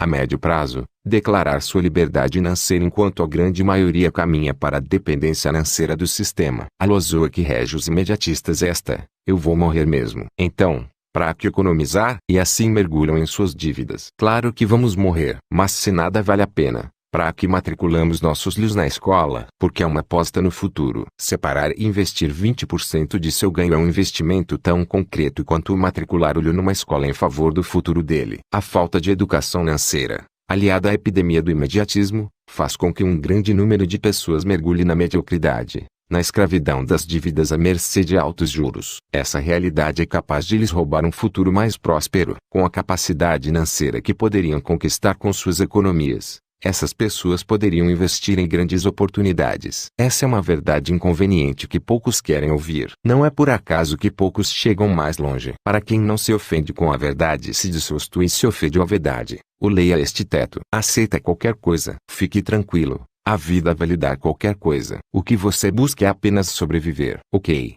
isso não é tão difícil. Você vai conseguir sobreviver. Quer o melhor? Trabalhe por nada menos que isso, sem planos B, e você terá alguma possibilidade de conquistar o melhor. Qual é a fonte que dê no destino de cada um? Mentalidade medíocre gera resultados medíocres. Mentalidade vitoriosa produz maiores chances de conquistar resultados acima da média. A razão é simples. Uma mentalidade vitoriosa persegue os meios para alcançar o conhecimento necessário até consegui-los. Sem essa mentalidade vitoriosa, restam apenas justificativas, coitadismos e falta de iniciativa. Onde aprender a ter uma mentalidade medíocre? Na escola, na religião mecanizada, nas rodas de bar, nos discursos de campanhas eleitorais, na televisão, na maioria das timelines das redes sociais, na universidade. A mentalidade medíocre está por toda parte, já que desde cedo fomos catequizados na escola para acreditarmos que o bom é estar na média. Mediocridade é estar na média. Onde aprender a ter uma mentalidade vitoriosa? Na realidade, A pergunta está mal formulada. A pergunta correta seria com quem aprender a ter uma mentalidade vitoriosa. Com os que chegaram lá, com os que não seguiram as massas, com os que não ficaram apenas na teoria e corajosamente colocaram seu conhecimento em prática. Só é possível aprender a ter uma mentalidade vitoriosa com os vencedores. No lugar mais alto do pódio não existe espaço para teorias vãs e discursos baratos. O passaporte para subir nesse lugar que poucos alcançam são resultados concretos e não diplomas pendurados na parede. Alguns pensam assim, mas, Flávio, como vou ter acesso a essas pessoas vitoriosas? Isso é muito difícil e geralmente elas são inacessíveis. Para chegar até elas basta saber o que pensam, como se comportam e de que forma lidam com as adversidades que fazem com que o ser humano comum desista de seus projetos. Como é o comportamento dos vitoriosos? Isto é o que importa. Com a tecnologia, por meio de redes sociais, materiais biográficos e conteúdos produzidos por essas pessoas, você tem acesso a elas como nenhuma outra geração teve. Para analisar, peço mais uma vez que, por favor, não se ofenda. Para os que ainda não entenderam, vou ser mais claro. Para fazer R$1 milhão em um ano, trabalhando honestamente, eu precisaria apenas de R$30 mil de capital inicial em qualquer cidade do Brasil para iniciar por baixo com um projeto empresarial e crescer gradativamente ao longo do tempo. Como já falei várias vezes, não importa o produto ou o serviço. Isso é secundário. A essência dessa certeza, que coloco em prática com meus empreendimentos, é que desejo transmitir para vocês. Aí está o valor que poucos conseguem alcançar e que é tratado de forma limitada como se fosse uma teoria sensacionalista. O conhecimento que distribuo em meus textos e vídeos está permeado dessa convicção que contraria o modelinho medíocre que a sociedade apresenta aos jovens, condicionando-os a resultados pios e ainda fazendo-os achar que tudo isso é normal. Em primeiro lugar, é preciso sair da conformidade. Senão, tudo continua na mesmice. A prova do que estou escrevendo é que desde que criei o GV em 2011 vendi uma empresa que eu tinha fundado havia 18 anos por cerca de R$1 bilhão.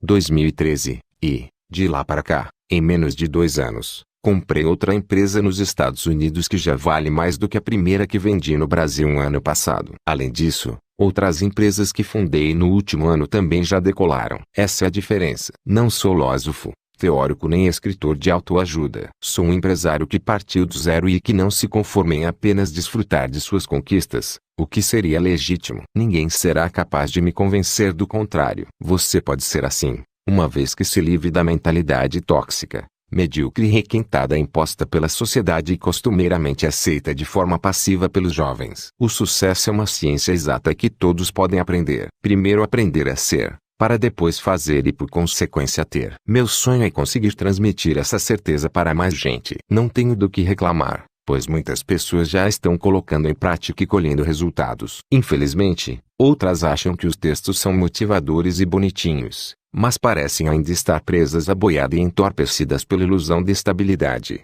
mergulhadas em referenciais muito aquém do desejável e, por isso, continuam sem sair do lugar. Desperdiçam seu potencial, usando os textos do GV apenas como entretenimento massageador da alma para deixar seu cérebro ainda mais obeso. Sim, conhecimento não colocado em prática produz obesidade cerebral. Por isso, acabam não usando esse conteúdo como combustível e conhecimento para transformar seus sonhos em realidade. O que falta? Apetite. E, estando sem fome, conformam-se com migalhas. Porque me dedico a compartilhar minha experiência e tentar inspirá-lo a ter sucesso. O que quero em troca? Apenas ter a certeza de que sua vida seja transformada assim como transformei a minha. Estou devolvendo para o mundo um pouco do que aprendi. Eu não sou melhor do que você. Então, por que não descobrir que o mundo é muito mais do que aquilo que lhe foi apresentado? Obesidade cerebral. Saber muito e praticar pouco. Benefícios e riscos de ser bem-sucedido. Segundo a revista Forbes, o Brasil tem apenas 20 bilionários com menos de 50 anos de idade. Desses,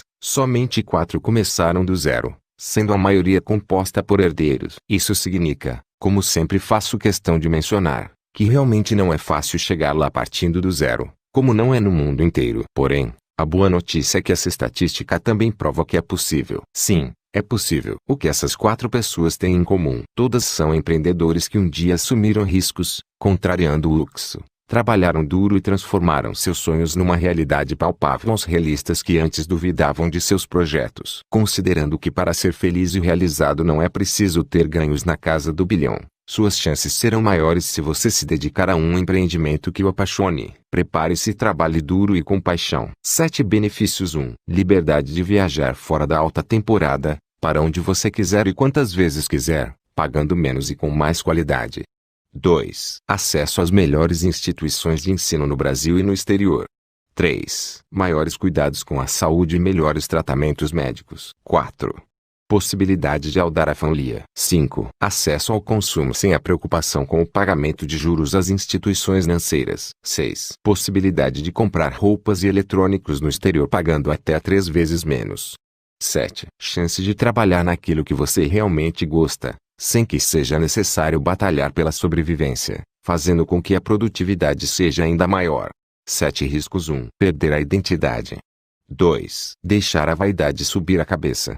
3. Tornar-se fútil. 4. Não saber administrar seus sucessores, para que estes, como herdeiros, sejam responsáveis e não se tornem riquinhos inconsequentes.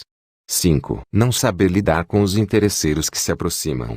6. Não conseguir encarar o desafio de cultivar valores mais simples.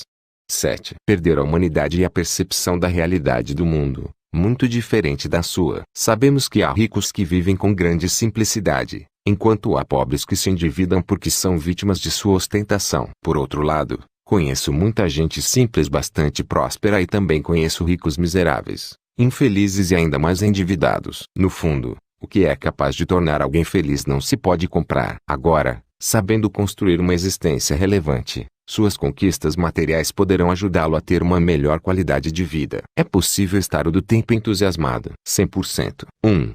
Sempre haverá momentos em que você deverá correr, mesmo que esteja sem vontade. 2. Neste momento, os que não são determinados o suficiente logo vão se convencer de que não são felizes naquele projeto e vão buscar uma alternativa mais confortável.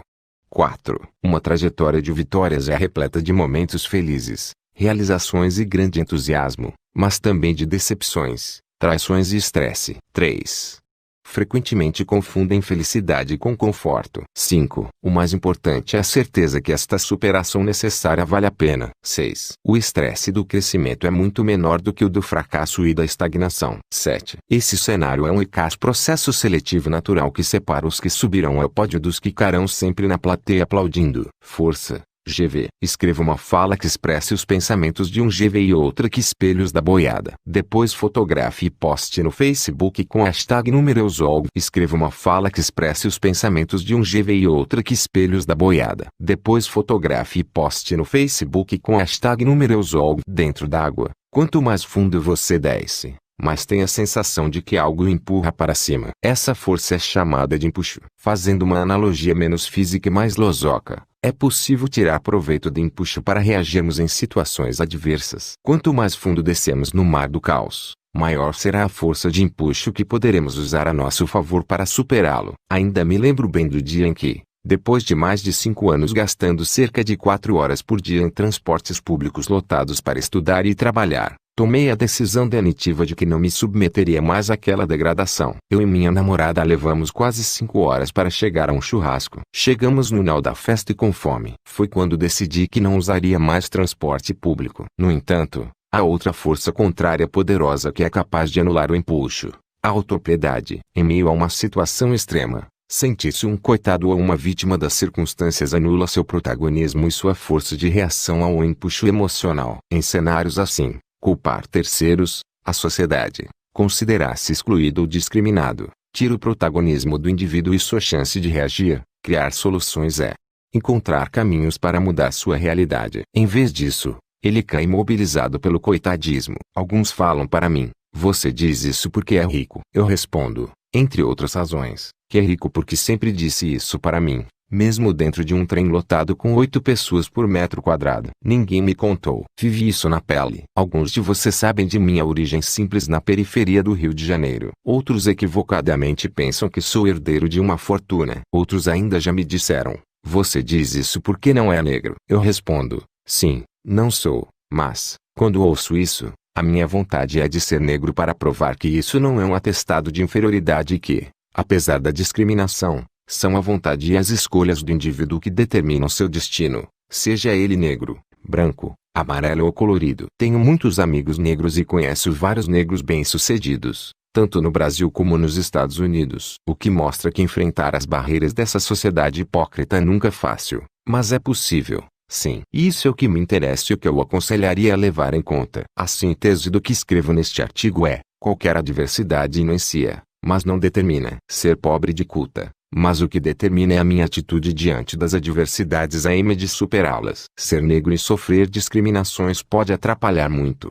além de incomodar e entristecer profundamente, o que eu compreendo, mas o que dê no seu destino. Aliás, o destino de qualquer indivíduo tem a ver com sua atitude e suas escolhas para superar as adversidades cotidianas. Na realidade, quanto mais escaldante é o seu desão, maior será o empuxo. Não permita que o vírus do coitadismo anule essa força fantástica que existe a seu favor. Quanto maiores forem as dificuldades, maior será sua força para superá-las. E Feria House Ortiz, segunda-feira, 8 da manhã. Há alguns anos, neste mesmo horário, eu já estava em minha saga diária, depois de ter passado 2 horas dentro de um ônibus lotado no trânsito caótico da Avenida Brasil, para chegar ao centro do Rio de Janeiro de igual para igual com um playboyzinho que tinha saído de casa 15 minutos antes para pegar o metrô com ar-condicionado.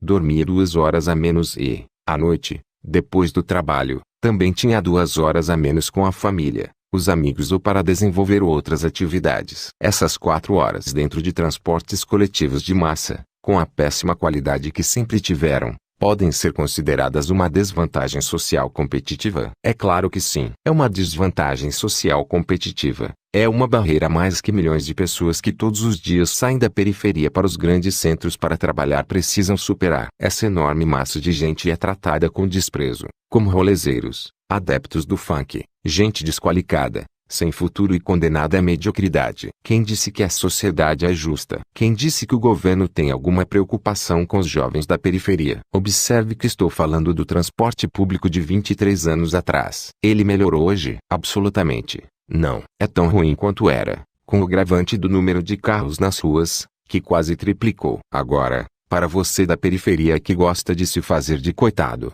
eu quero dizer uma coisa. O fato de a sociedade ser injusta e você ter que matar 10 leões a mais que os mais privilegiados não o torna alguém inferior, que não deve sonhar grande, ou parte de uma sub-raça de mal-educados e fadados a comer as migalhas dessa sociedade hipócrita.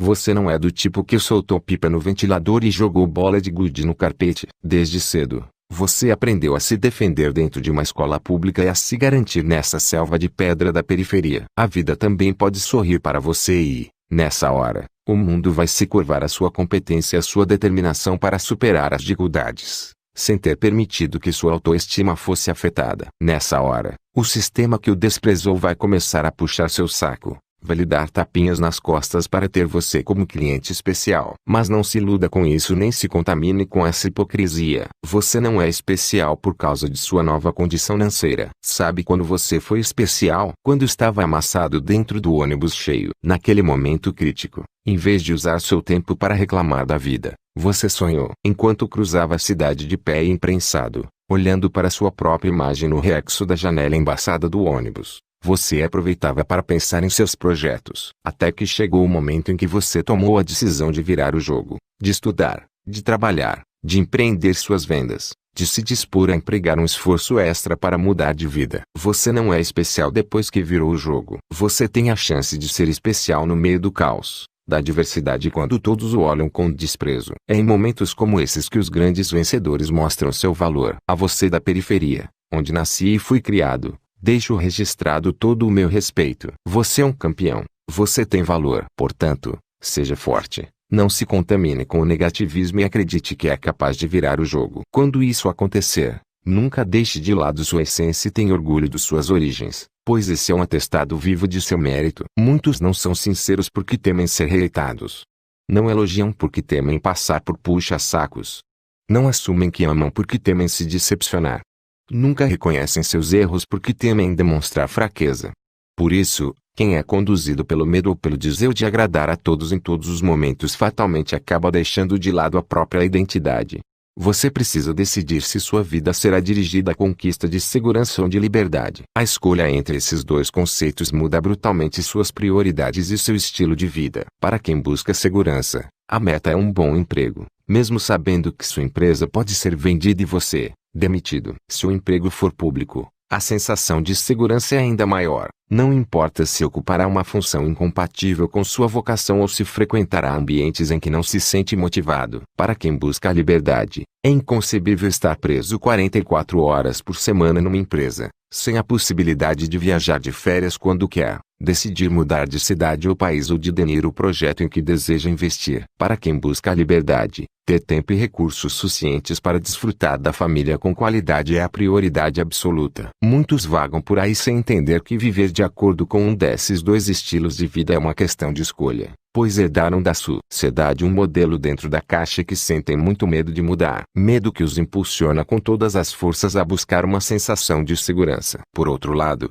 os que admitem que gostariam de viver com liberdade logo sentem-se intimidados a dar esse passo, pois durante anos todo o sistema educacional convencional os treinou a se sentirem bem-sucedidos porque conseguiram um emprego com um bom salário e desqualificaram os que tentaram sair desse modelo. Não adianta ficarmos filosofando. No M do dia, você terá que decidir o que deseja para a sua vida, se é que já não decidiu sem perceber, levado pela correnteza, e acabou se tornando um a mais na multidão. Sei que muitos não gostam desse assunto e até se sentem ofendidos com ele. No entanto, meu papel é lhe dizer: você tem escolha. Não estou dizendo que seja fácil nem que você não sentirá medo, muito medo. Estou apenas dizendo que os que conquistaram a liberdade são os que tiveram a coragem de deixar a ração diária garantida pelo galinheiro e subiram uma montanha M de saltar lá de cima para voar e caçar sua própria comida, sem garantias, porém sem limites, onde quiserem e quando quiserem. Isso é liberdade. Este é um ótimo momento para refletir sobre como você deseja viver os seus breves anos neste planeta. Necessário e suficiente. Tem gente mais pobre do que você vencendo na vida e gente mais rica do que você fracassando. Logo, não importa se as chances são maiores ou menores para alguns. O que importa é que as chances existem. Para quem quer fazer a diferença,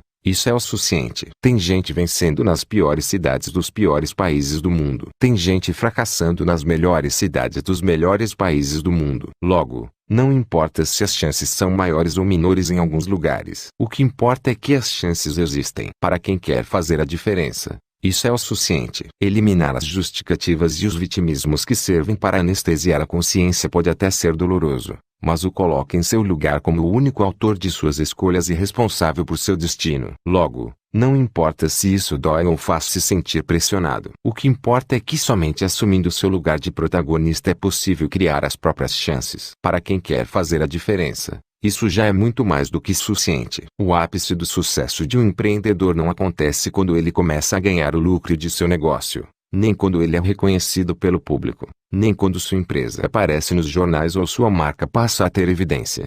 O ápice do sucesso de um empreendedor tampouco ocorre quando ele se torna líder de mercado. O ápice do sucesso de um empreendedor acontece quando o reconhecimento da empresa que ele criou é grande a ponto de o mercado se dispor a pagar para adquiri-la. Ou seja, quando o empreendedor vende seu negócio, obtendo o lucro do patrimônio que construiu. Nos Estados Unidos, por exemplo, empreendedores que vendem seu negócio logo são reconhecidos por pessoas comuns, pois já há uma percepção madura da população sobre o que representa essa conquista. No Brasil, lembro-me de que logo depois que vendi minha empresa em 2013, numa das maiores transações da história do setor de educação, algumas pessoas me perguntaram, preocupadas: mas, Flávio, por que você vendeu sua empresa? Você está passando por algum problema? Todos nós estamos sempre vendendo alguma coisa. Empregados vendem sua hora para uma empresa em troca do salário. Outros vendem seus produtos ou serviços por meio de suas empresas. Num outro patamar, empresários vendem ações de suas companhias. Mas, no topo, criadores de modelos de negócios venderão para o mercado os empreendimentos bem-sucedidos que criaram. Enxergando em perspectiva, o que você está vendendo agora? Horas, produtos, ações ou empreendimentos. Eram 2 horas da madrugada do dia 1º de janeiro de 1997, em Cabo Frio. Depois da festa da virada do ano, fui com alguns amigos saltar de bungee jump na praia, de uma altura de cerca de 70 metros, pois queria começar o ano fazendo algo diferente. Quando chegou a nossa vez, um dos amigos, o primeiro a se colocar para saltar, entrou na plataforma e, segundo ele, no meio do trajeto, suas pernas começaram a tremer. Como ventava naquela madrugada, a plataforma balançava muito e ele, no momento derradeiro, Quando teria que saltar, não teve coragem e pediu para descer. Enquanto descia, a galera cantava em coro: bundão, bundão, bundão. Com uma coloração amarela, ele pisou no chão com muita felicidade e, àquela altura, não se importava mais com a manifestação carinhosa dos amigos. O próximo da lá fui eu e, ainda sob o efeito das chacotas sobre o bundão e rindo bastante da situação, vesti o equipamento, cheio de convicção, e fui para a plataforma. Enquanto subia, ainda sorrindo, a cerca de 20 metros de altura, o som da galera começou a ser substituído pelo barulho do vento que vinha do mar escuro e batia em meus ouvidos. A 30 metros, não ouvia mais nada. A 40 metros, com efeito pêndulo,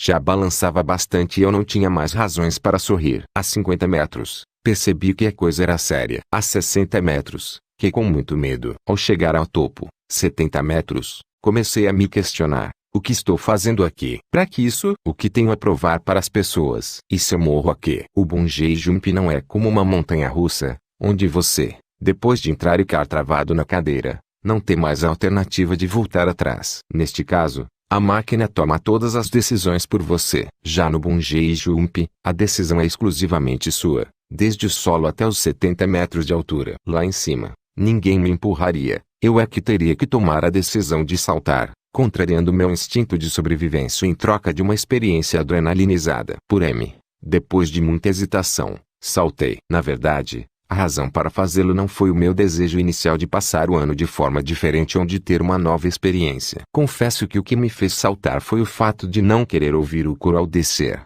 cá com cara de bobo e dar justificativas para meus amigos. Não queria deixar essa marca justamente no início daquele ano. E isso foi o que me encorajou a enfrentar o medo em vez de me acovardar. Seja o motivo pequeno, grande, ideológico, nobre ou até insignificante, é fundamental identificá-lo a M de fortalecê-lo, porque na hora H é a sua motivação que vai ajudá-lo a não entrar para o time dos bundões. Você pode estar fazendo algo por sua família, seus sonhos, seus pais ou pelo exemplo que representa para os seus liderados. Na vida, haverá muitas vezes em que sentiremos medo, mesmo depois de nos prepararmos muito, mas a decisão de saltar da plataforma sempre será sua. Muitos acabam criando motivos maiores para fugir, que contrariam tudo em que acreditaram enquanto se preparavam. Seja para sair de casa, casar-se, ter luz, abrir uma empresa, mudar de país ou até pedir demissão de um famigerado emprego em que você está infeliz, é preciso ter coragem. Pode parecer simplista,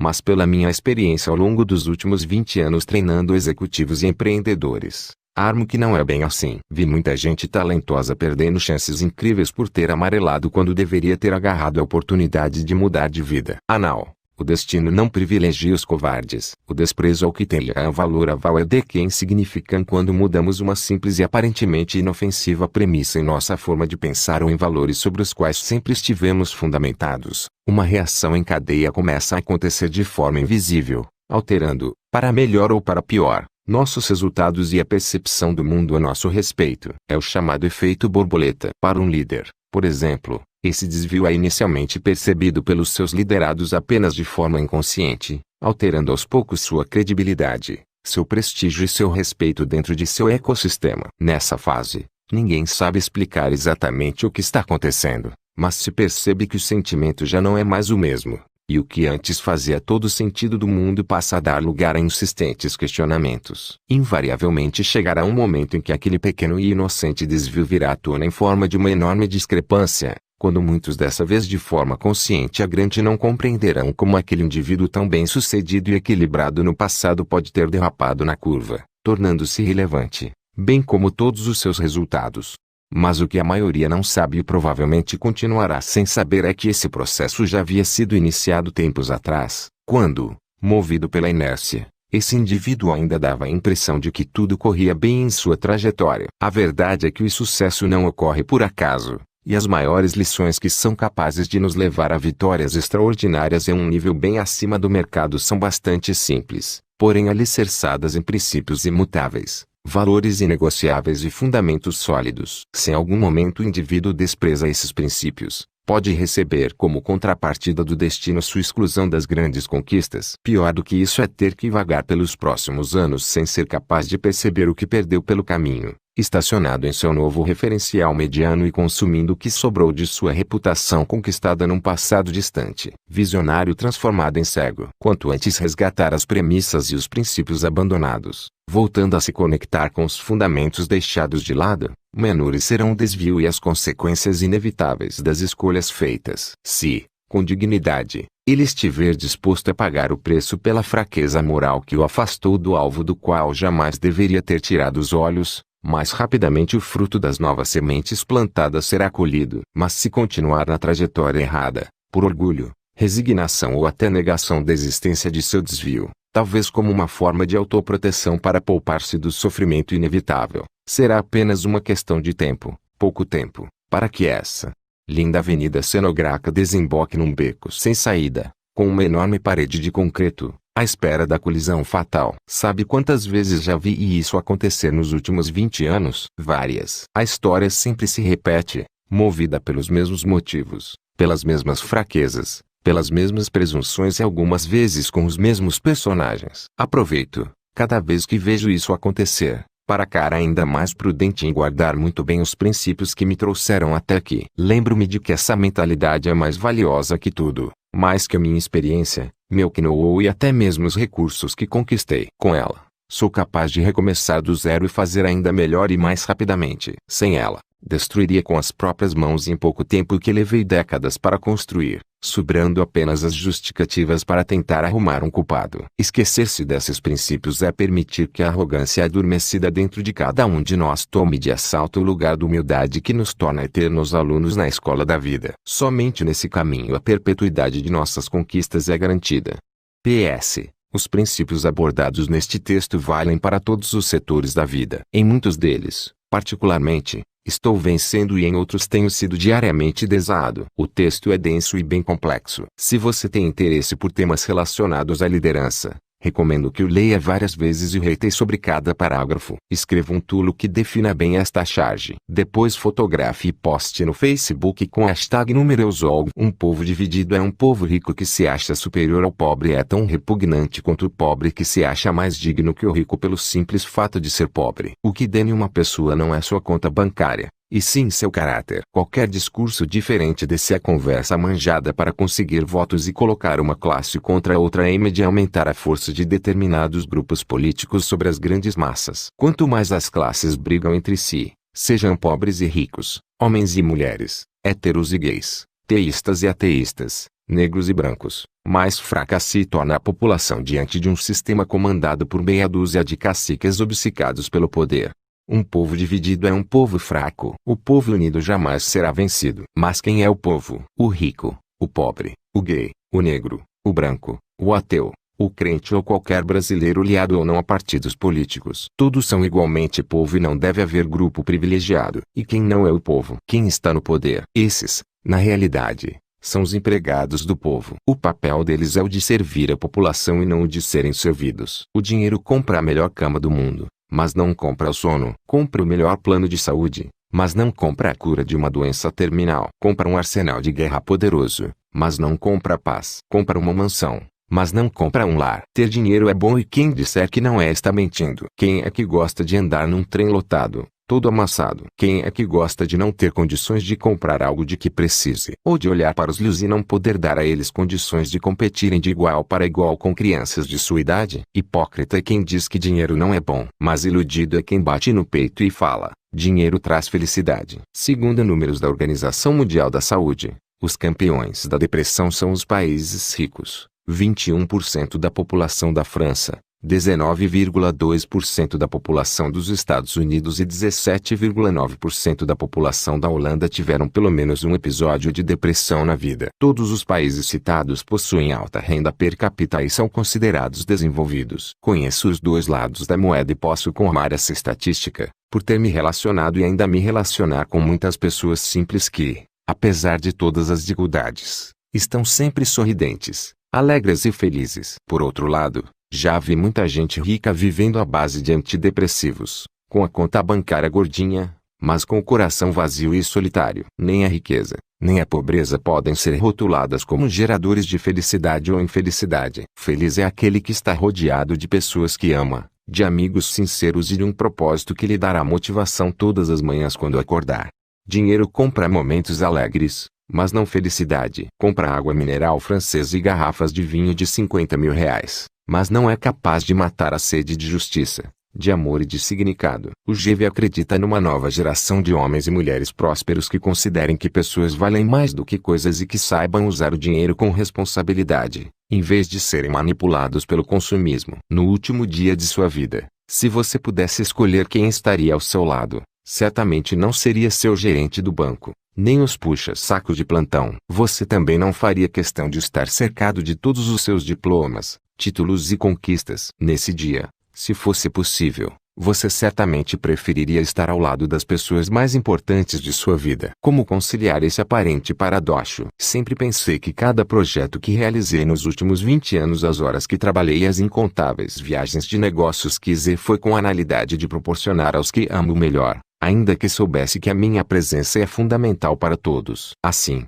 estive muito presente até durante minha ausência física, ao contrário dos que chegam cedo em casa, mas passam o tempo na frente da TV. Envolva sua família em seus projetos, ainda que eles não trabalhem com você. Assim, quando você viajar ou trabalhar num ERM de semana, eles também estarão ao seu lado onde quer que estejam. À sua espera. Viajarão sem sair de casa, porque se sentirão parte de seus projetos e não meros apoiadores de seus sonhos. Serão donos deles juntamente com você. Não trabalhe por dinheiro. Pessoas valem mais do que coisas. No meio de tudo isso, o dinheiro será conquistado na medida de sua competência em produzir e empreender. Quando o dinheiro chegar, desfrute-o. Faça-o trabalhar para você em vez de se tornar seu escravo. Desfrute suas conquistas com a família, principalmente com a pessoa que sempre esteve ao seu lado apoiando, em vez de trocá-la aos 40 anos de idade por duas mulheres de 20, o que, infelizmente, tem se tornado cada vez mais comum. Pode chorar à vontade se não gostou. Certamente,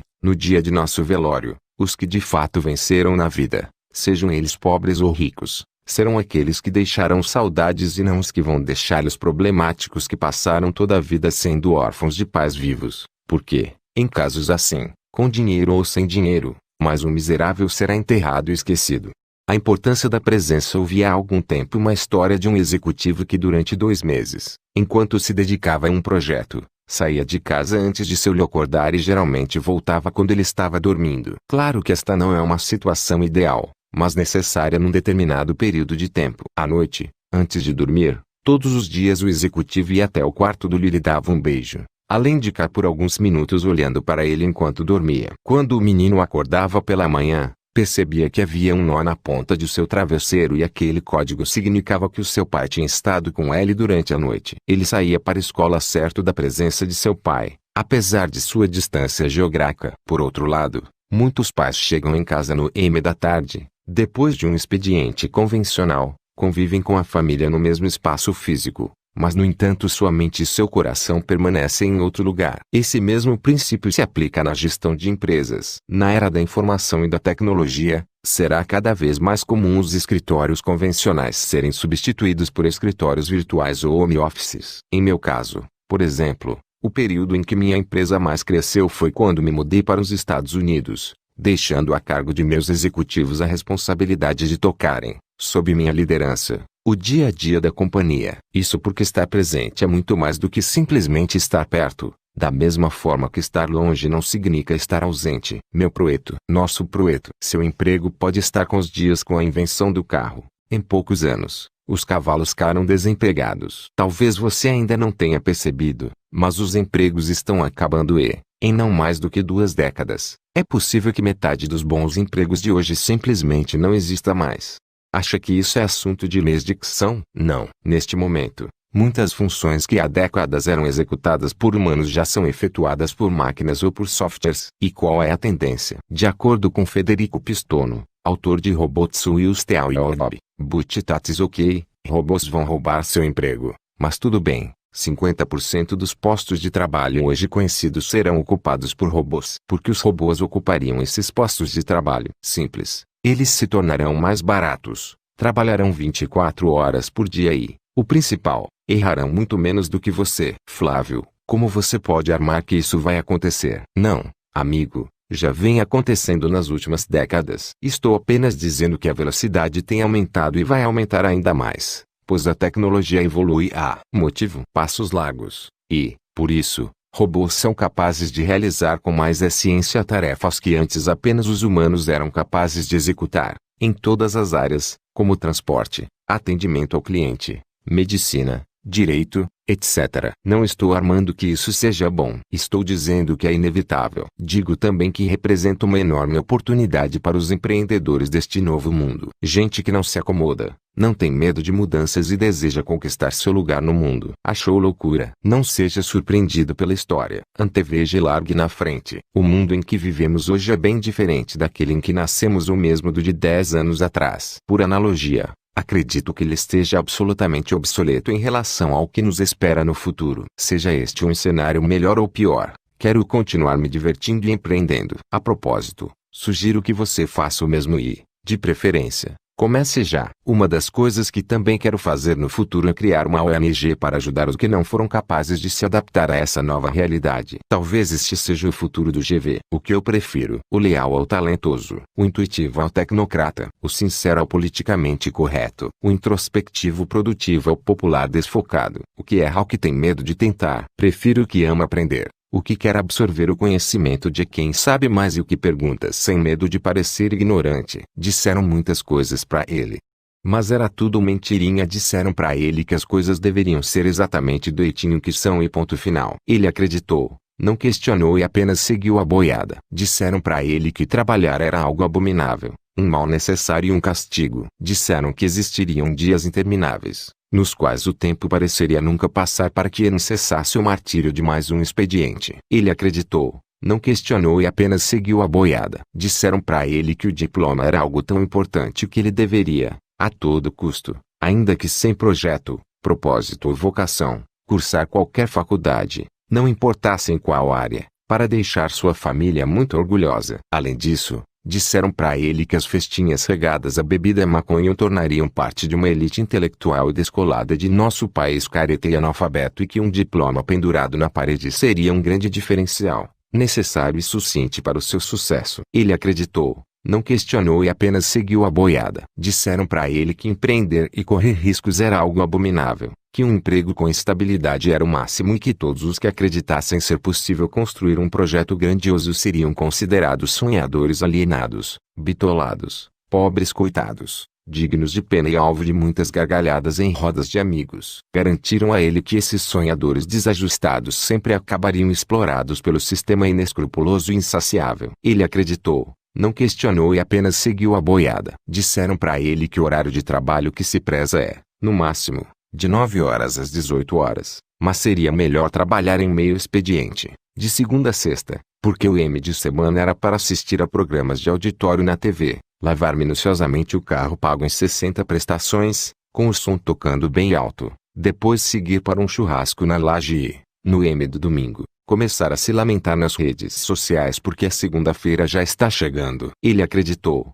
não questionou e apenas seguiu a boiada. Disseram para ele que a casa própria, paga em 30 anos, financiada por um banco do governo, era sinal de status e segurança, ainda que não os juros fizessem o valor original da casa aumentar mais de 3 vezes e que isso acabasse prendendo uma cidade, tirando-lhe a mobilidade necessária para aceitar um desal profissional ou negócios em outro estado ou país. Ele acreditou, não questionou e apenas seguiu a boiada. Disseram para ele que quem nasce pobre morre pobre, que existiam cartas marcadas, que prosperava somente quem se envolvesse em algo ilícito, quem se tornasse jogador de futebol ou quem ganhasse na Mega Sena. Disseram que quem não tivesse capital morreria com suas ideias debaixo do braço e que nada poderia ser feito para mudar essa situação. Também disseram para ele que, na dúvida, seria melhor acreditar em tudo o que estava sendo dito para ele, para que no mínimo esta prerrogativa pudesse ser usada como consolo para sua frustração no futuro. Também disseram para ele, em todas as rádios e todos os programas de TV, que a melhor ilusão seria do deixa a vida me levar. Ele acreditou, não questionou e apenas seguiu a boiada. Disseram para ele muitas outras coisas, como mais vale o certo do que o duvidoso, que rico é tudo safado, que pobreza é uma virtude, que o Brasil é um país que não tem jeito, que o valor do jovem é muito pequeno por ele não ter experiência. Disseram para ele de forma enfática, As coisas são desse jeitinho há séculos. Ponto final e não se discute mais. Infelizmente ele acreditou. Não questionou e apenas seguiu a boiada. Só não disseram pra ele que sucesso é uma ciência exata que todos podem aprender. Também não disseram pra ele que não questionar e apenas seguir a boiada vai fazê-lo passar pela vida realizando muito pouco, o que o tornará apenas mais um numa imensa multidão. Também esqueceram de lhe dizer que o seu valor era enorme e que, independentemente de sua origem, ele poderia transformar a sua realidade, mudar o mundo e influenciar todos ao seu redor. Esconderam dele que, segundo o Banco Central, nos últimos anos, a cada 10 minutos, surge um novo empreendedor milionário no Brasil, que a economia do país é alvo de bilhões de dólares em investimentos internacionais e que, apesar de todos os problemas sociais e políticos, o Brasil se tornou a 7ª economia do mundo e um dos principais mercados onde se empreender. Esqueceram de lhe dizer que a maioria dos que ganhou na loteria empobrece poucos anos mais tarde, que a média salarial de um jogador de futebol é menor do que a de um professor, que as subcelebridades dos reality shows têm uma fama efêmera e logo caem no ostracismo e que é preciso escolher melhor os referenciais a serem seguidos. Que pena que não disseram tudo isso pra ele. Assim, ele terminou sua vida acreditando nisso tudo e enterrado num cemitério juntamente com todos os seus projetos, sem ter desfrutado de suas conquistas ao lado da família nem deixado um legado para as próximas gerações. Um grande desperdício. Para você enfrentar a timidez, você é tímido. Pesquisas estimam que 80% dos integrantes da nova geração se consideram limitados por sua timidez. Bem, se esse é o seu caso, tenho algumas considerações para você. 1. Não há nada de negativo em se considerar tímido. O problema é se tornar alguém controlado pela timidez. 2. Deixe de lado a síndrome de Gabriela. Eu nasci assim, eu cresci assim, vou ser sempre assim. Não se conforme com suas limitações e busque evolução. 3. Eu também sou tímido. Essa informação geralmente causa surpresa pelo fato de eu ter me tornado muito comunicativo e ter desenvolvido a habilidade de falar em público com facilidade. Desenvolver essa consciência é o primeiro passo para vencer a timidez. Estar disposto a enfrentá-la e não se render aos limites impostos por ela será um grande treinamento. Encare de frente a timidez e não aceite ser controlado e limitado por ela. Encarar a timidez não é fácil, mas é necessário. Os fracassados é que são os espiões, pois iam sempre em busca daquilo que eles consideram ser o caminho mais fácil. Mas, no final das contas, nunca saem do lugar. Estar cercado de pessoas que têm um forte compromisso com a verdade a ponto de se disporem a correr qualquer risco ou lhe dizerem que você está errado é um privilégio de que você jamais deve abrir mão. O orgulhoso faz de tudo para manter por perto indivíduos bem diferentes desses, que sempre vão garantir os aplausos em sua marcha presunçosa em direção ao precipício.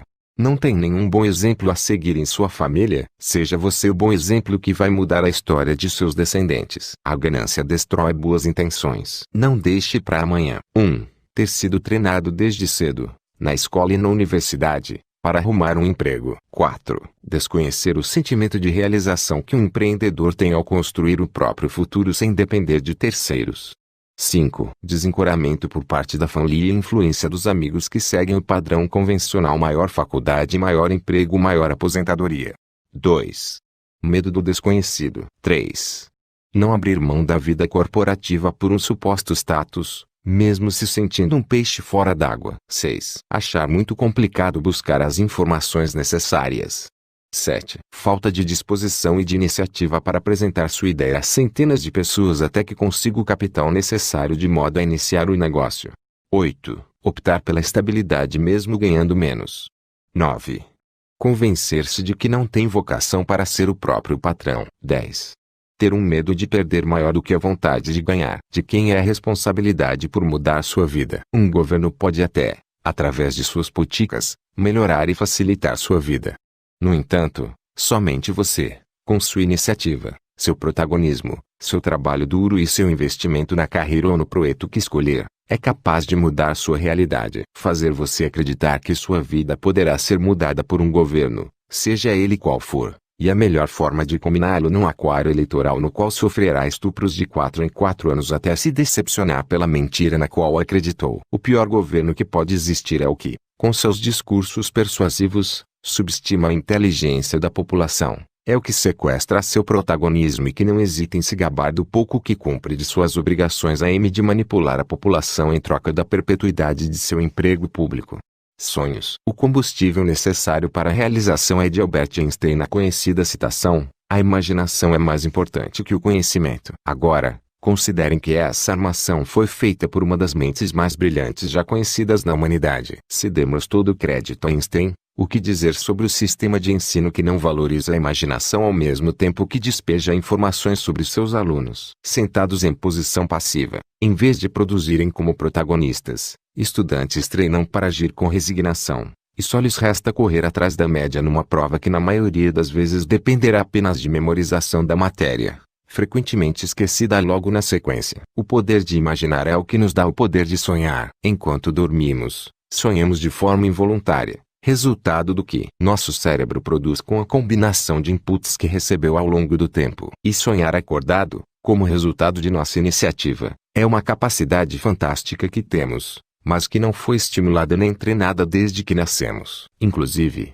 muitos são taxados de lunáticos e desencorajados quando manifestam a intenção de colocar a cabeça para fora da caixa na qual foram adestrados. Ainda lembro muito bem, no ano de 1993, quando roubaram meu carro. Eu tinha 21 anos de idade, já era recém-casado e morava na Venezuela, para onde fui transferido a de implantar uma filial da empresa em que trabalhava na ocasião. Aquele carro era meu único patrimônio. No dia seguinte ao roubo, o escritório onde trabalhávamos também foi assaltado. Quando cheguei ao local, havia um bilhete desencorajador em cima de minha mesa. Ustedes não poderão com nós outros, que significa algo parecido com: vocês não serão capazes de nos superar. Tudo indicava que era uma ação criminosa da concorrência para intimidar um jovem estrangeiro de prosperar naquele país. Triste e preocupado com aquele cenário, recebi a ligação do Mário Magalhães, proprietário e diretor da empresa, que logo ficou sabendo do ocorrido e dos prejuízos que sofrera. Na ligação, procurei transmitir minha indignação com o fato e minha solidariedade em relação a toda aquela perda. Mário me disse assim: Flávio, preste muita atenção no que vou lhe dizer. Sei que é uma situação lamentável e que o afeta bastante. Porém, quero que saiba que eles podem roubar o seu carro, o nosso escritório, podem fazer ameaças e até nos causar algum prejuízo. No entanto, eles não têm o poder de roubar os seus sonhos. Quiseram você deixar o seu país, a sua família, e assumir esta missão. Eles só terão o poder de roubar os seus sonhos se você permitir. Eu confio em você e sei que é capaz de reverter o quadro que estamos vivendo neste momento. Apesar de ser uma mensagem simples, eu precisava ouvir aquilo. Naquele momento, o que era uma tragédia passou a ser a razão para eu me superar. Foi assim que reagi e fui bem-sucedido naquele país antes de retornar ao Brasil. Muitas vezes as adversidades diárias atuam como ladrões de nossos sonhos, fazendo com que nos esqueçamos de nossos objetivos e passemos a nos preocupar mais com as perdas do que com aquilo que nos cativou e nos motivou. Na realidade, essa mudança de foco faz com que deixemos de lado os nossos sonhos e passemos a nos sintonizar com o pesadelo criado pelas circunstâncias. Em casos assim, as circunstâncias passam a dar as cartas, e somos levados pelo vento de um lado para outro. Em contrapartida, quando somos conduzidos pelos próprios sonhos, ficamos com as mãos sobre o leme, no comando da embarcação em meio a qualquer tempestade. Ao assumirmos o controle das emoções e do roteiro de nossos sonhos, produzindo acordados através de nossa imaginação, permanecemos inabaláveis para seguir adiante. Os sonhos são o combustível necessário para que ocorram grandes realizações em nossa vida.